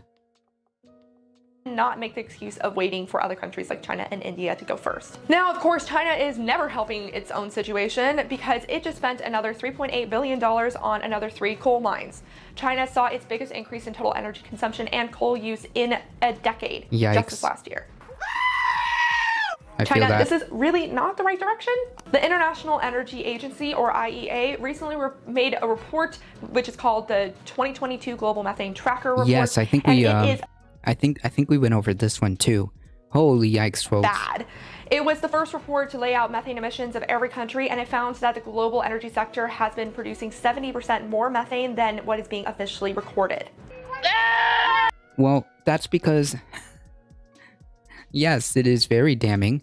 And that's because we've let the corporations be the ones to dictate what emissions they were reporting anyways. We've never, to my understanding, we've never had a good, robust system that is accurate to make sure that we have an accurate and legitimate count of what's being emitted. We kind of just rely on self-reports. Methane is a more potent greenhouse gas than CO2, though it doesn't True. last in the atmosphere for as long. The energy sector accounts for 40% of man-made methane emissions. True. Many reasons why methane gets emitted, like leaky infrastructure, orphaned wells, and gas plants flaring, which is them burning their surplus of methane, are all considered low-hanging fruits for us curbing our carbon emissions. We could easily bring down methane emissions by 30% within this decade just by capping old wells and updating and checking up on infrastructure. The worst methane emitters are China, India, the US, Russia, and Brazil in that order. Over to Europe, Britain announced it will license new oil and gas activity in the North Sea despite energy experts saying that the new leases are incompatible with the UK's climate goals, and that medical leaders are calling on the UK ministers to end fossil fuel exploration for the sake of human health.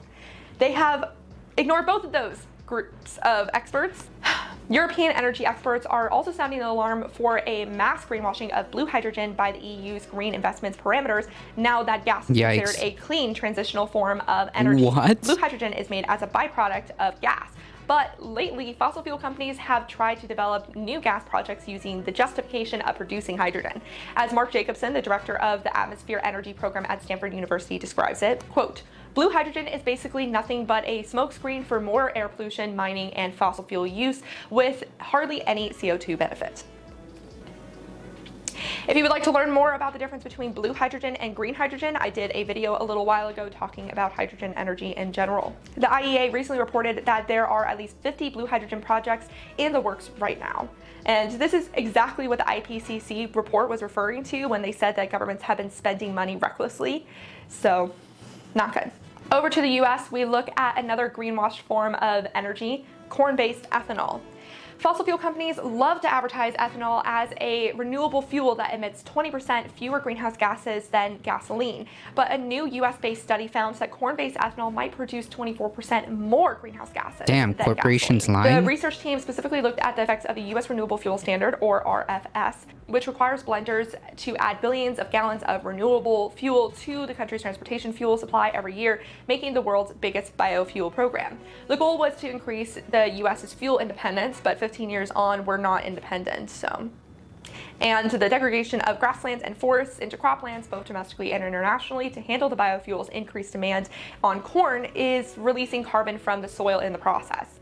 Corn production expanded nearly 7 million acres each year since the standard took effect, resulting in ethanol contributing 24% more greenhouse gases than just using gasoline.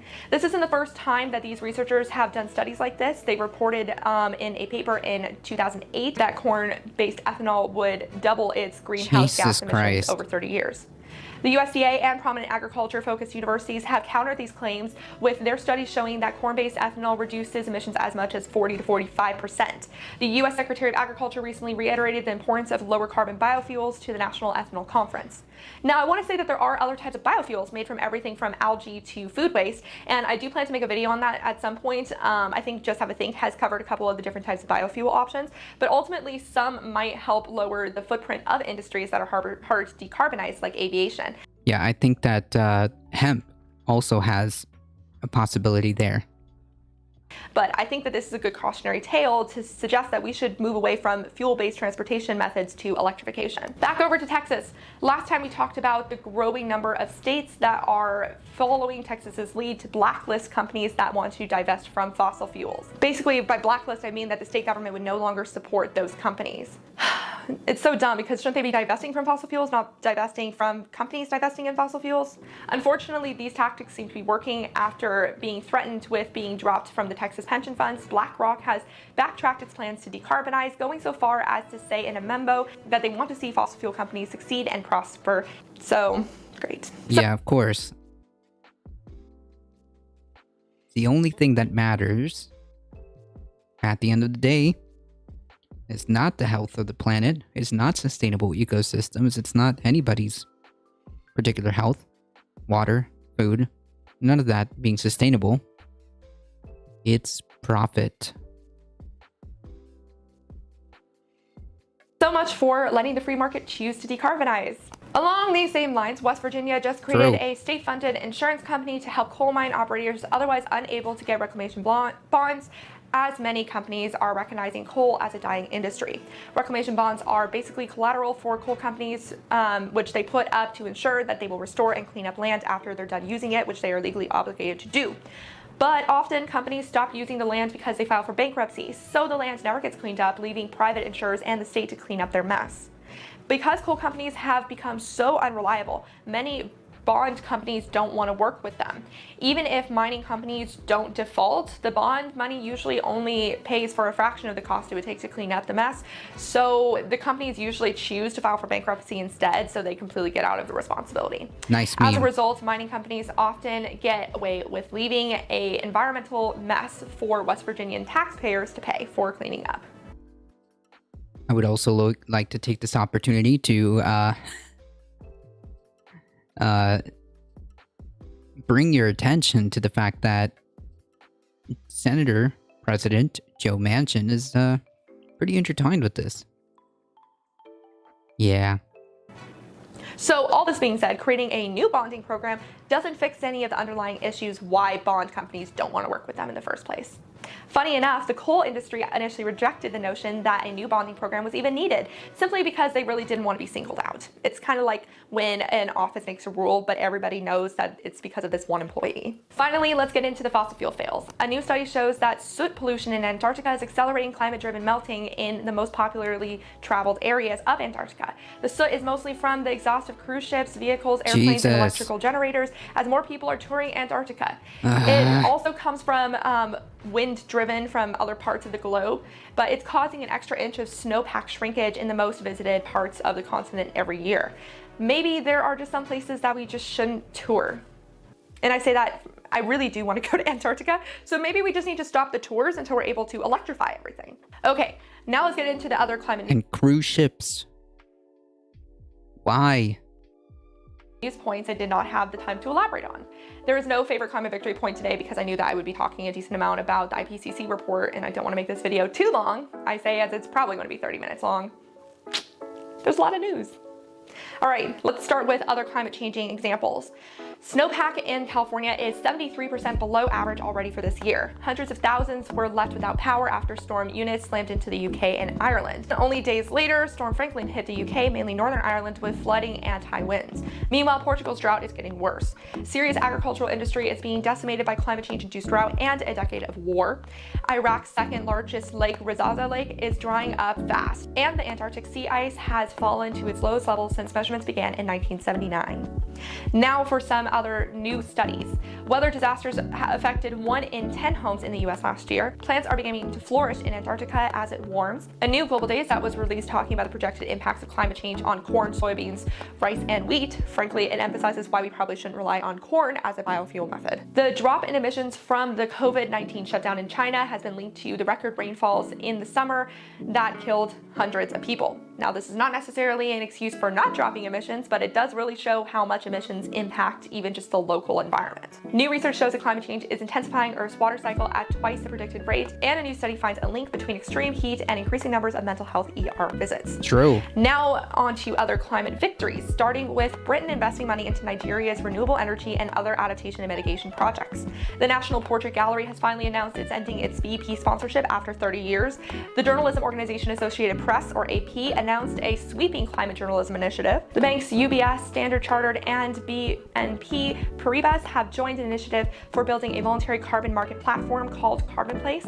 Morocco just spent $1 billion to mitigate drought impacts. IBM announced that it will provide pro bono tech services and expertise to organizations serving communities vulnerable to climate change and other environmental hazards. India targets 5 megatons of green hydrogen, waiving renewable energy transmission charges for green hydrogen makers for the next 25 years. That's a pretty good deal. Minecraft is teaching kids about climate change. HSBC plans to cut emissions 34% by 2030 via its oil and gas clients. The future of highways might involve diapers. Mexico's top court canceled mining concessions near indigenous communities, and Paris is making a quiet zone free of cars in the city center. Now for some US-based climate victories. A former coal power site in Massachusetts will soon host an offshore wind cable plant. The American Cleaning Institute talked sustainability in its annual meeting. Honolulu, Hawaii secured a win against Chevron, Sunoco, ExxonMobil, and other oil and gas companies when the Hawaii Circuit Court judge rejected the company's attempts to dismiss a big climate change lawsuit by Honolulu. 2 new bills have been sent to Wyoming's government that would force all new coal-fired power plants to come with carbon capture and storage technology and infrastructure, and would encourage existing coal-fired plants to get them. The Department of Energy plans to offer $3 billion to boost domestic battery production and recycling. Biden voiced support for new mineral mines as long as they benefit the host communities and do not damage the environment. The Supreme Court smacked down the Dakota Access Pipeline repeal, and stay down. That was my color guard stand chance coming out. The Biden administration also suspended the right-of-way for Alaska's mining road advanced by the Trump officials, and the EPA said that it will consider endangered species when approving new pesticides, which it's really annoying that they have waited this long to do that, but good that they're doing it. Now over to the It's Whatever section. We did have one, but I didn't feel like elaborating on any of them. Starting with Ethiopia starting electricity production at the Blue Nile mega dam. On the bright side, it's not fossil fuels. On the downside, it's a mega dam. Those really mess up the local environment and drown vegetation and emit greenhouse gases as they decompose. The White House rolled out a new climate justice screening tool, but it doesn't count for race, so that makes this announcement really nothing special. And the legendary climate activist organization 350.org is facing personnel problems and might not last too much longer. The group brought down the Keystone XL pipeline a few years back, so that's why I call them legendary.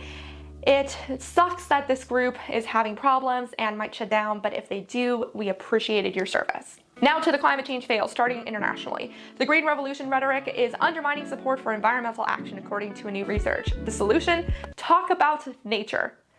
Oh my gosh.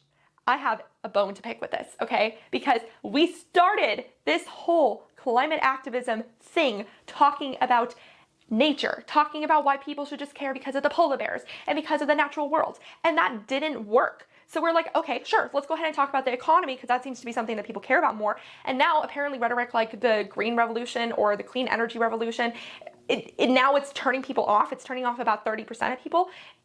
You can't win. It's so annoying. You can't win. I think there's just some people that don't want to hear about climate change, no matter which way you spread it. I mean, we can also talk about it from a public health perspective. And when they said also that they don't trust the term net zero, I kind of get that because net zero is a very vague term that a lot of companies are kind of greenwashing right now. But like, it's just so frustrating that now we're like, oh no, now that rhetoric isn't working. Anyways, I had to rant. Oh, fossil fuel and agriculture handouts have climbed to $1.8 trillion a year. Electric car charging points are spread too unequally across the UK. Researchers say science is skewed by racism, and that is increasing the threat of global warming to people of color. Italy's push to create greener cities has led to $5 billion in fraud. The leading climate research publisher Elsevier, which owns Lancet and Global Environment Change, is also one of the top publishers for fossil fuel industries for the last 10 years. They publish books that help people learn how to drill for oil and gas better, like shale oil and gas handout, and strategies for optimizing petroleum. Hot take, biofuels aren't going to help at all.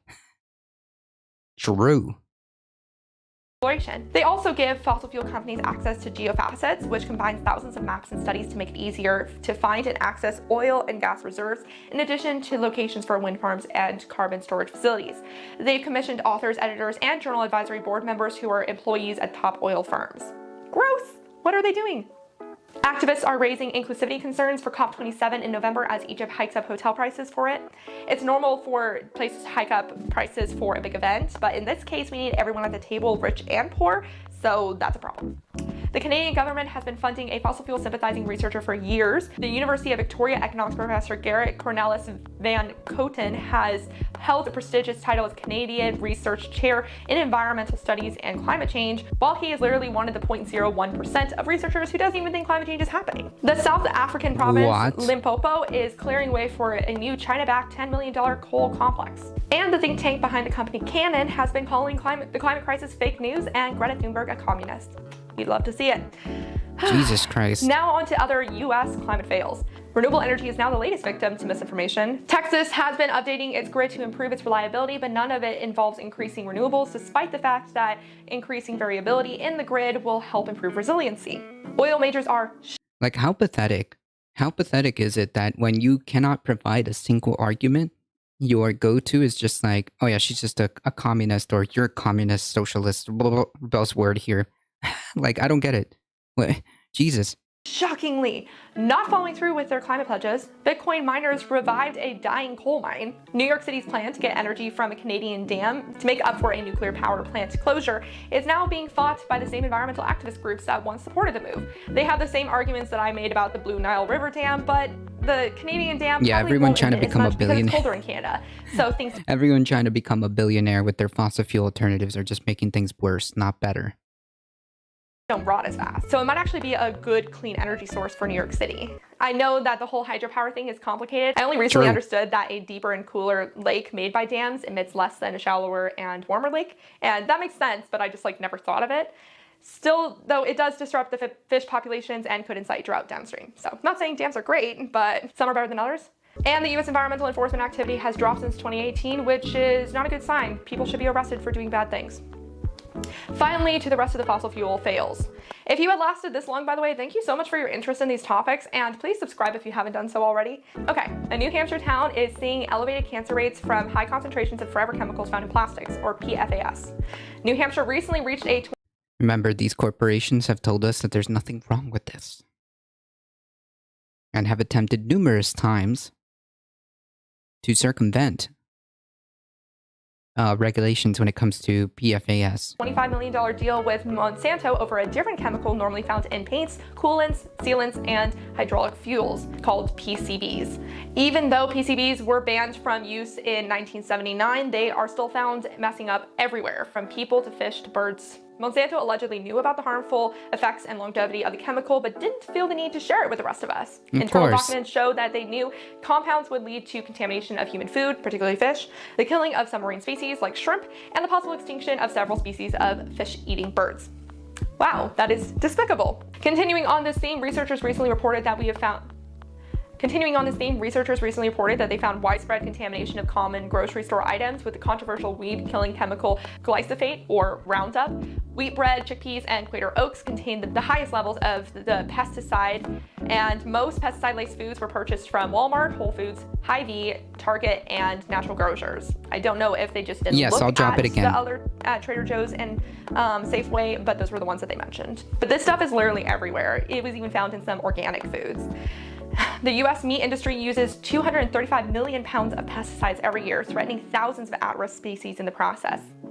And finally, for a bit of a turn away from those type of chemicals, but definitely into the fossil fuel fails for sure, air pollution may increase the risk of ADHD in kids.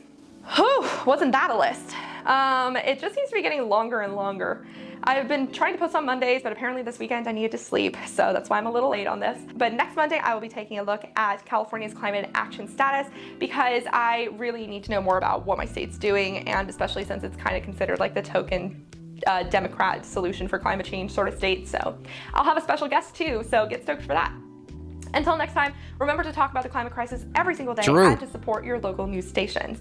Thank you to the people on Patreon who help me pay for my equipment and the many news subscriptions that are needed to make these climate recaps possible.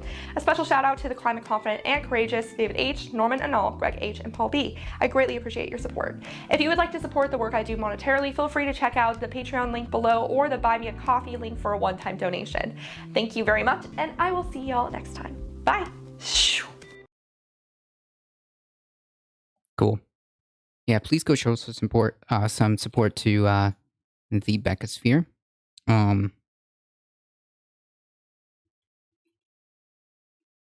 You know, they're one of the few folks who are super zero focused in on bringing the news for the climate crisis all condensed, all concise in one place. So yeah, absolutely go show them some love, please, because we watch a lot of their videos here. So we gotta show that love back, right? Yeah, no, this is informative. This isn't a Republican cringe fest. This is although sometimes we do go over that towards the beginning, sometimes depending, but it's designed to be informative. The best Carlos on Twitch too. True. I didn't realize there was any others.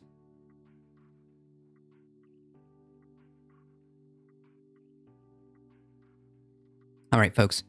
So just to summarize, the last paragraph on page 13 while we continue. You are doing a great job. I appreciate that. Climate-related extremes have affected the productivity of agricultural, forestry, and fisheries sectors. High confidence. This is where we ended last time, but just to kind of go back through that one. Droughts, floods, fires, wildfires, and marine heat waves contribute to reduced food availability and increased food prices, threatening food security, nutrition, and livelihoods of millions of people across regions. I would argue that if and when the ocean fisheries that are failing really go down, the tune will be to billions. The tune will be to billions. Extreme events caused economic losses in forest productivity and crops, livestock farming, including losses in wheat production in 2012, 2016, 2018, with severity of impacts from extreme heat and drought tripling over the last 50 years. In Europe, high confidence. Forests were impacted by extreme heat and drought, impacting timber sales, for example, in Europe, high confidence. Marine heat waves, including well-documented events along the west coast of North America, 2013 to 2016, and east coast of Australia, 2015, 2016, 2017, and 2020, have caused the collapse of regional fisheries and aquaculture. Now imagine when that's widespread. Human populations exposed to extreme weather and climate events are at risk of food insecurity with lower diversity in diets, leading to malnutrition and increased risk of disease. High confidence. Extreme climatic events have been observed in all inhabited regions, with many regions experiencing unprecedented consequences, particularly when multiple hazards occur in the same time or space. Very high confidence.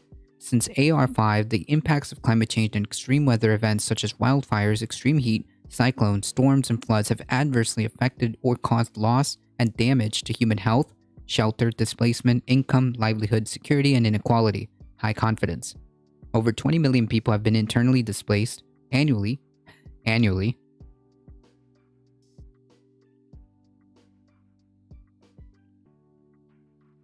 by weather-related extreme events since 2008, with storms and floods the most common drivers. High confidence. Climate-related extreme events are followed by negative impacts on mental health. Jeez, that's true. Well-being, yeah. Life satisfaction, happiness, cognitive performance, and aggression in exposed populations. Very high confidence.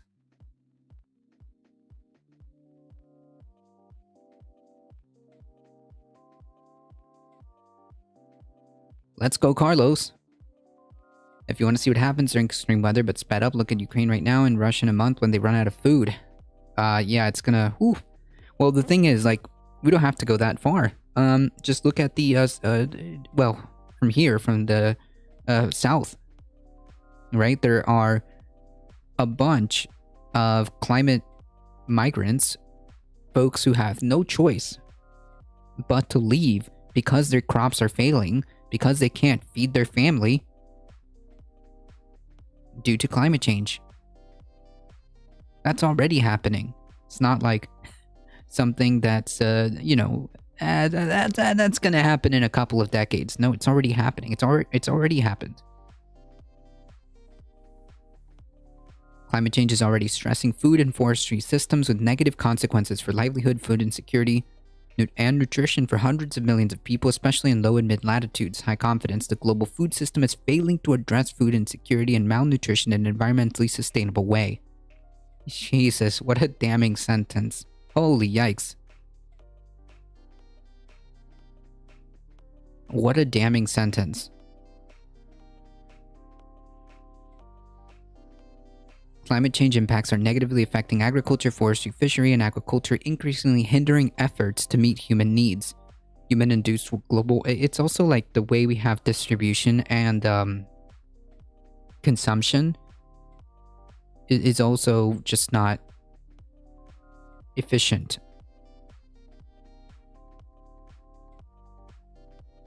Human-induced global warming has slowed growth of agriculture productivity over the past 50 years. In mid to low latitudes, crop yields are medium confidence. Crop yields are compromised by surface ozone. High confidence. Methane emissions have negatively impacted crop yields by increasing temperature and surface ozone concentration. Medium confidence. Warming is negatively affecting crop and grassland quality and harvest stability. High confidence. Warmer and drier conditions have increased tree mortality and forest disturbances in many temperate and boreal biomes. High confidence. Negatively impacting provisioning services. Medium confidence. Ocean warming has decreased sustainable yields from some wild fish populations. High confidence by 4.1% between 1930 and 2010. Ocean acidification and warming have already affected farmed aquatic species. High confidence. Warming has altered the distribution, growing area suitability, and timing of key biological events such as flowering and insect emergence, impacting food quality and harvest stability. High confidence. Jesus Christ.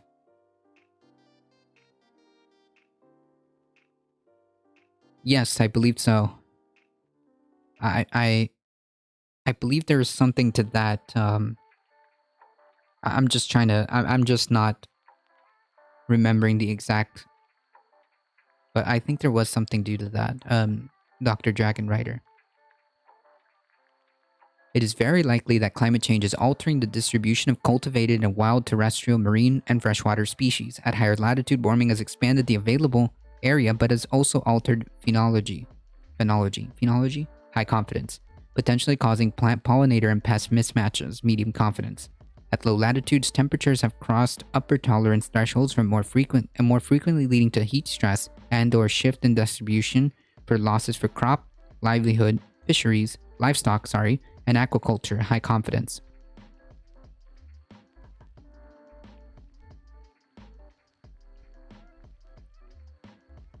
Climate-related extremes have affected the productivity of all agriculture and fishery sectors with negative consequences for food security and livelihoods. High confidence. The frequency of such food production losses has increased since at least mid-20th century on land and sea. Medium evidence, but high agreement. The impacts of climate-related extremes on food security, nutrition, and livelihoods are particularly acute and severe for people living in sub-Saharan Africa, Asia, small islands, Central and South America, and the Arctic, and small-scale food producers globally. High confidence. Droughts induced by the 2015-2016 El Niño, partially attributed to human influences, medium confidence, caused acute food insecurity in various regions, including Eastern and Southern Africa and the dry corridor of Central America. High confidence. In Northeast Pacific, a 5-year warm period from 2013 to 2017 impacted the migration, distribution, and abundance of key fish resources. High confidence. Increasing variability in grazing systems have negatively affected animal fertility, mortality, and herd recovery rates, reducing livestock keepers' resilience. Medium confidence.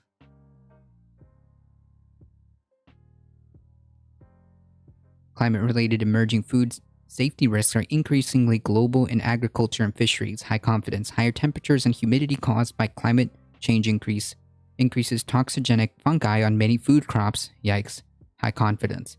Harmful algae blooms and waterborne diseases threaten food security and the economy and livelihoods of many coastal communities. Oh yeah. We've been suffering from harmful algae blooms that are not supposed to, that are not natural, not supposed to be happening at this rate consistently in South Florida. That's been like a big problem. Increasing ocean warming and acidification are enhancing movement and bioaccumulation of toxins and contaminants into marine food webs. Medium confidence. And with biomagnification of persistent organic pollutants and methyl mercury already affecting fisheries. That's true. Medium confidence. Indigenous peoples and locals communities, especially where food safety monitoring is undeveloped, are among the most vulnerable to these risks, in particular in the Arctic. High confidence. The impacts of climate change on food system affects everyone, but some groups are more vulnerable. Women, the elderly, children in low-income households, indigenous peoples, minority groups, small-scale producers, and fishing communities, and people in high-risk regions more often experience malnutrition. True. Malnutrition, livelihood loss, and rising costs. High confidence. Increasing competition for critical resources such as land, energy, and water can exacerbate the impacts of climate change on food security. High confidence. Examples include large-scale land deals, water use, dietary patterns, energy, crops, and use of feed crops. Yeah.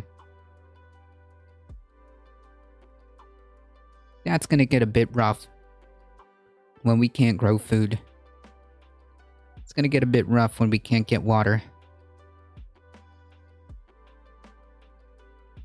Currently, roughly half the world's population are experiencing severe water scarcity for at least 1 month per year during climate and other factors. Medium confidence. Water insecurity is manifested through climate-induced water scarcity and hazards that is further exacerbated due to inadequate water governance. High confidence. Extreme events and underlying vulnerabilities have intensified the social impacts of droughts and floods and negatively impacted agriculture, energy production, and increased in incidence of waterborne diseases. Economic and societal impacts of water insecurity are more pronounced in low-income countries than in the middle and high-income ones. High confidence. Yeah, like I said, I mean, like, what do we expect? What can we possibly think is going to happen when millions, hundreds of millions potentially, of people are unable to A, grow food, or B, have water?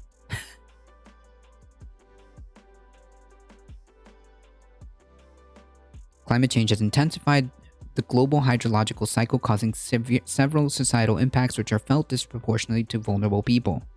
Oh my god, hold on, folks.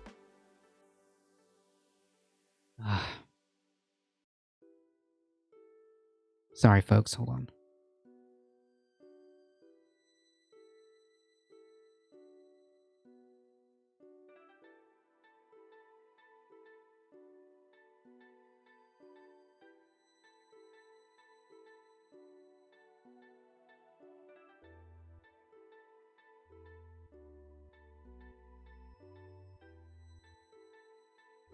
Cool. Sorry about that, folks. Climate change has intensified the global hydrological cycle, causing several societal impacts which are felt disproportionately by vulnerable people. High confidence, yeah, that makes sense. Human-induced climate change has affected physical aspects of water security through increasing water scarcity and exposing more people to water-related extreme events like floods, droughts, and thereby exacerbating existing water-related vulnerabilities caused by other socioeconomic factors. True.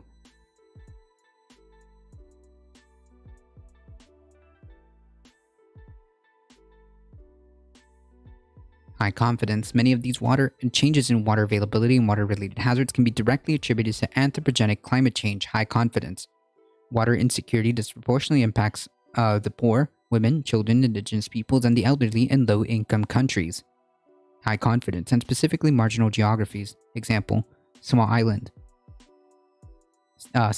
states and mountain regions. Water insecurity can attribute to social unrest in regions where inequality is high and water governance and institutions are weak. Yep. Oh, yeah. Dr. Dragon Rider, we went over that, how water, the futures can now be bet on, basically. You can bet on the futures of water, I think, is how that works. Because, capitalism.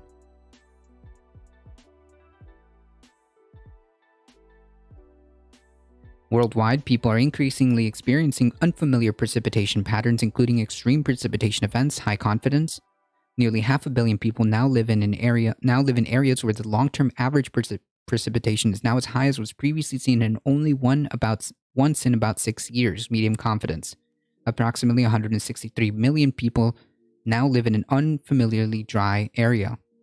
Medium confidence compared to 50 years ago. The intensity of heavy precipitation has increased in many regions since the 1950s. High confidence. Substantially more people, 709 million, live in regions where annual maximum one-day precipitation has increased than regions where it has decreased, 86 million. Medium confidence. Since the 1950s.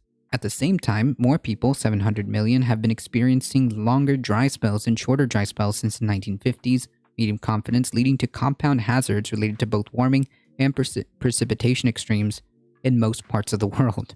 Medium confidence. Jesus.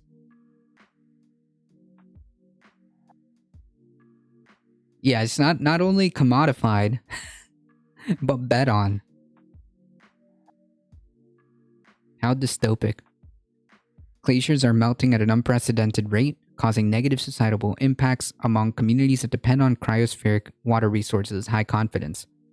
During the last 2 decades, the global glacier mass loss rate was the highest since the glacier mass balance measurements began a century ago. Jesus. High confidence. Melting of glaciers, snow decline, and thawing of permafrost has threatened the water and livelihood security of local and downstream communities through changes in hydrological regimes and increases in the potential of landslides and glaciers like glacier lake outburst floods. Cryosphere changes have impacted cultural uses of water among vulnerable mountain and Arctic communities and indigenous peoples, high confidence, who have long experienced historical, socioeconomic, and political marginalization. Medium to high confidence. Cryosphere change has affected ecosystem, water resources, livelihoods, and cultural uses of water in all cryosphere-dependent regions across the world. Jesus.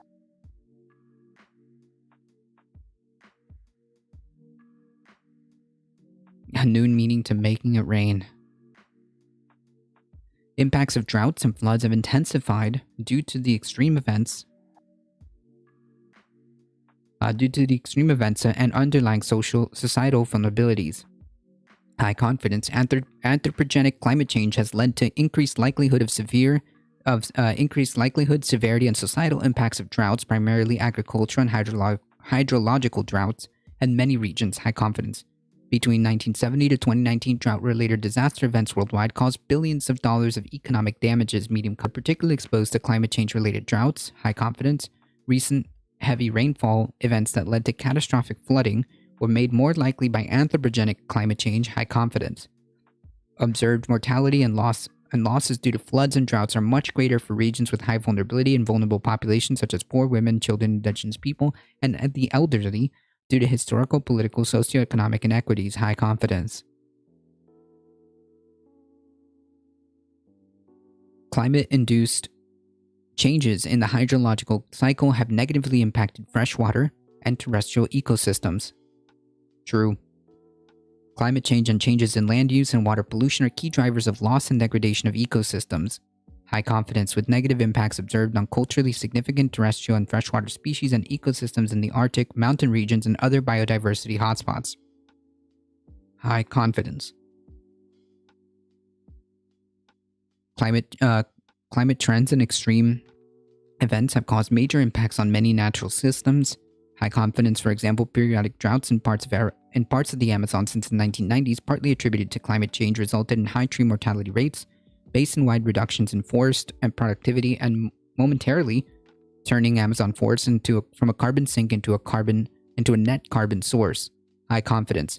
We talked about this, which is deeply disturbing, and now we're just at the cusp of an irreversible change to the Amazon going from these tropical forests to savannas, to a savanna basically. Fire risk have increased due to heat and drought conditions in many parts of the world. Medium confidence, increased precipitation has resulted in range shifts of species in some regions.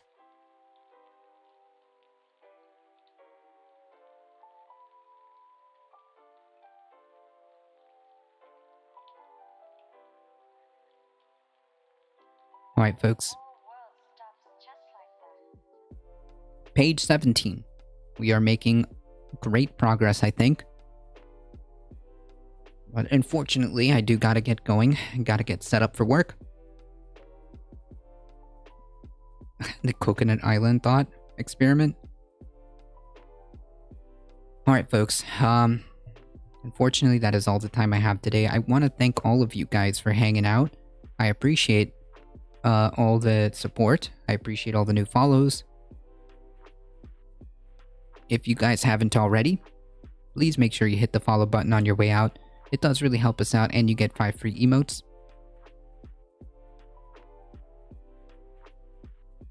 Also, take 5 seconds if you can to head on over to our YouTube channel.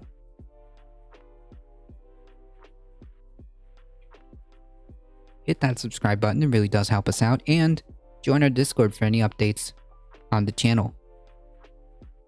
You have more stamina than I do for slogging through Doomer climate reports. It's tangential to the work I do, but it's exhausting. Yeah. It is. It is, I agree. I agree. That being said, folks, again, I want to thank you guys for joining. We'll be back Saturday, Catterday, noon Eastern time. Just about. Kitty cats guaranteed. Thank you, Darknet. Thank you, folks, for joining. As always, please stay safe. Please take care of each other. I love you all, and I hope to see you guys in the next one. See ya!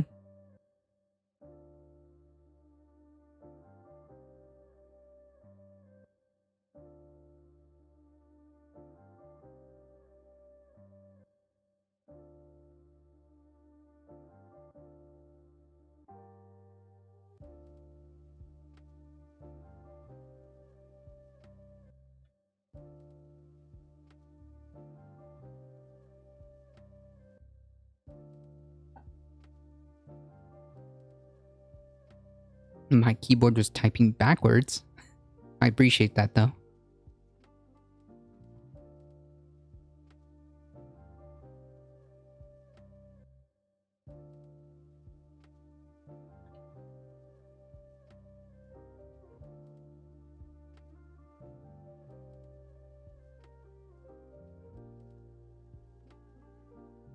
Alright, folks.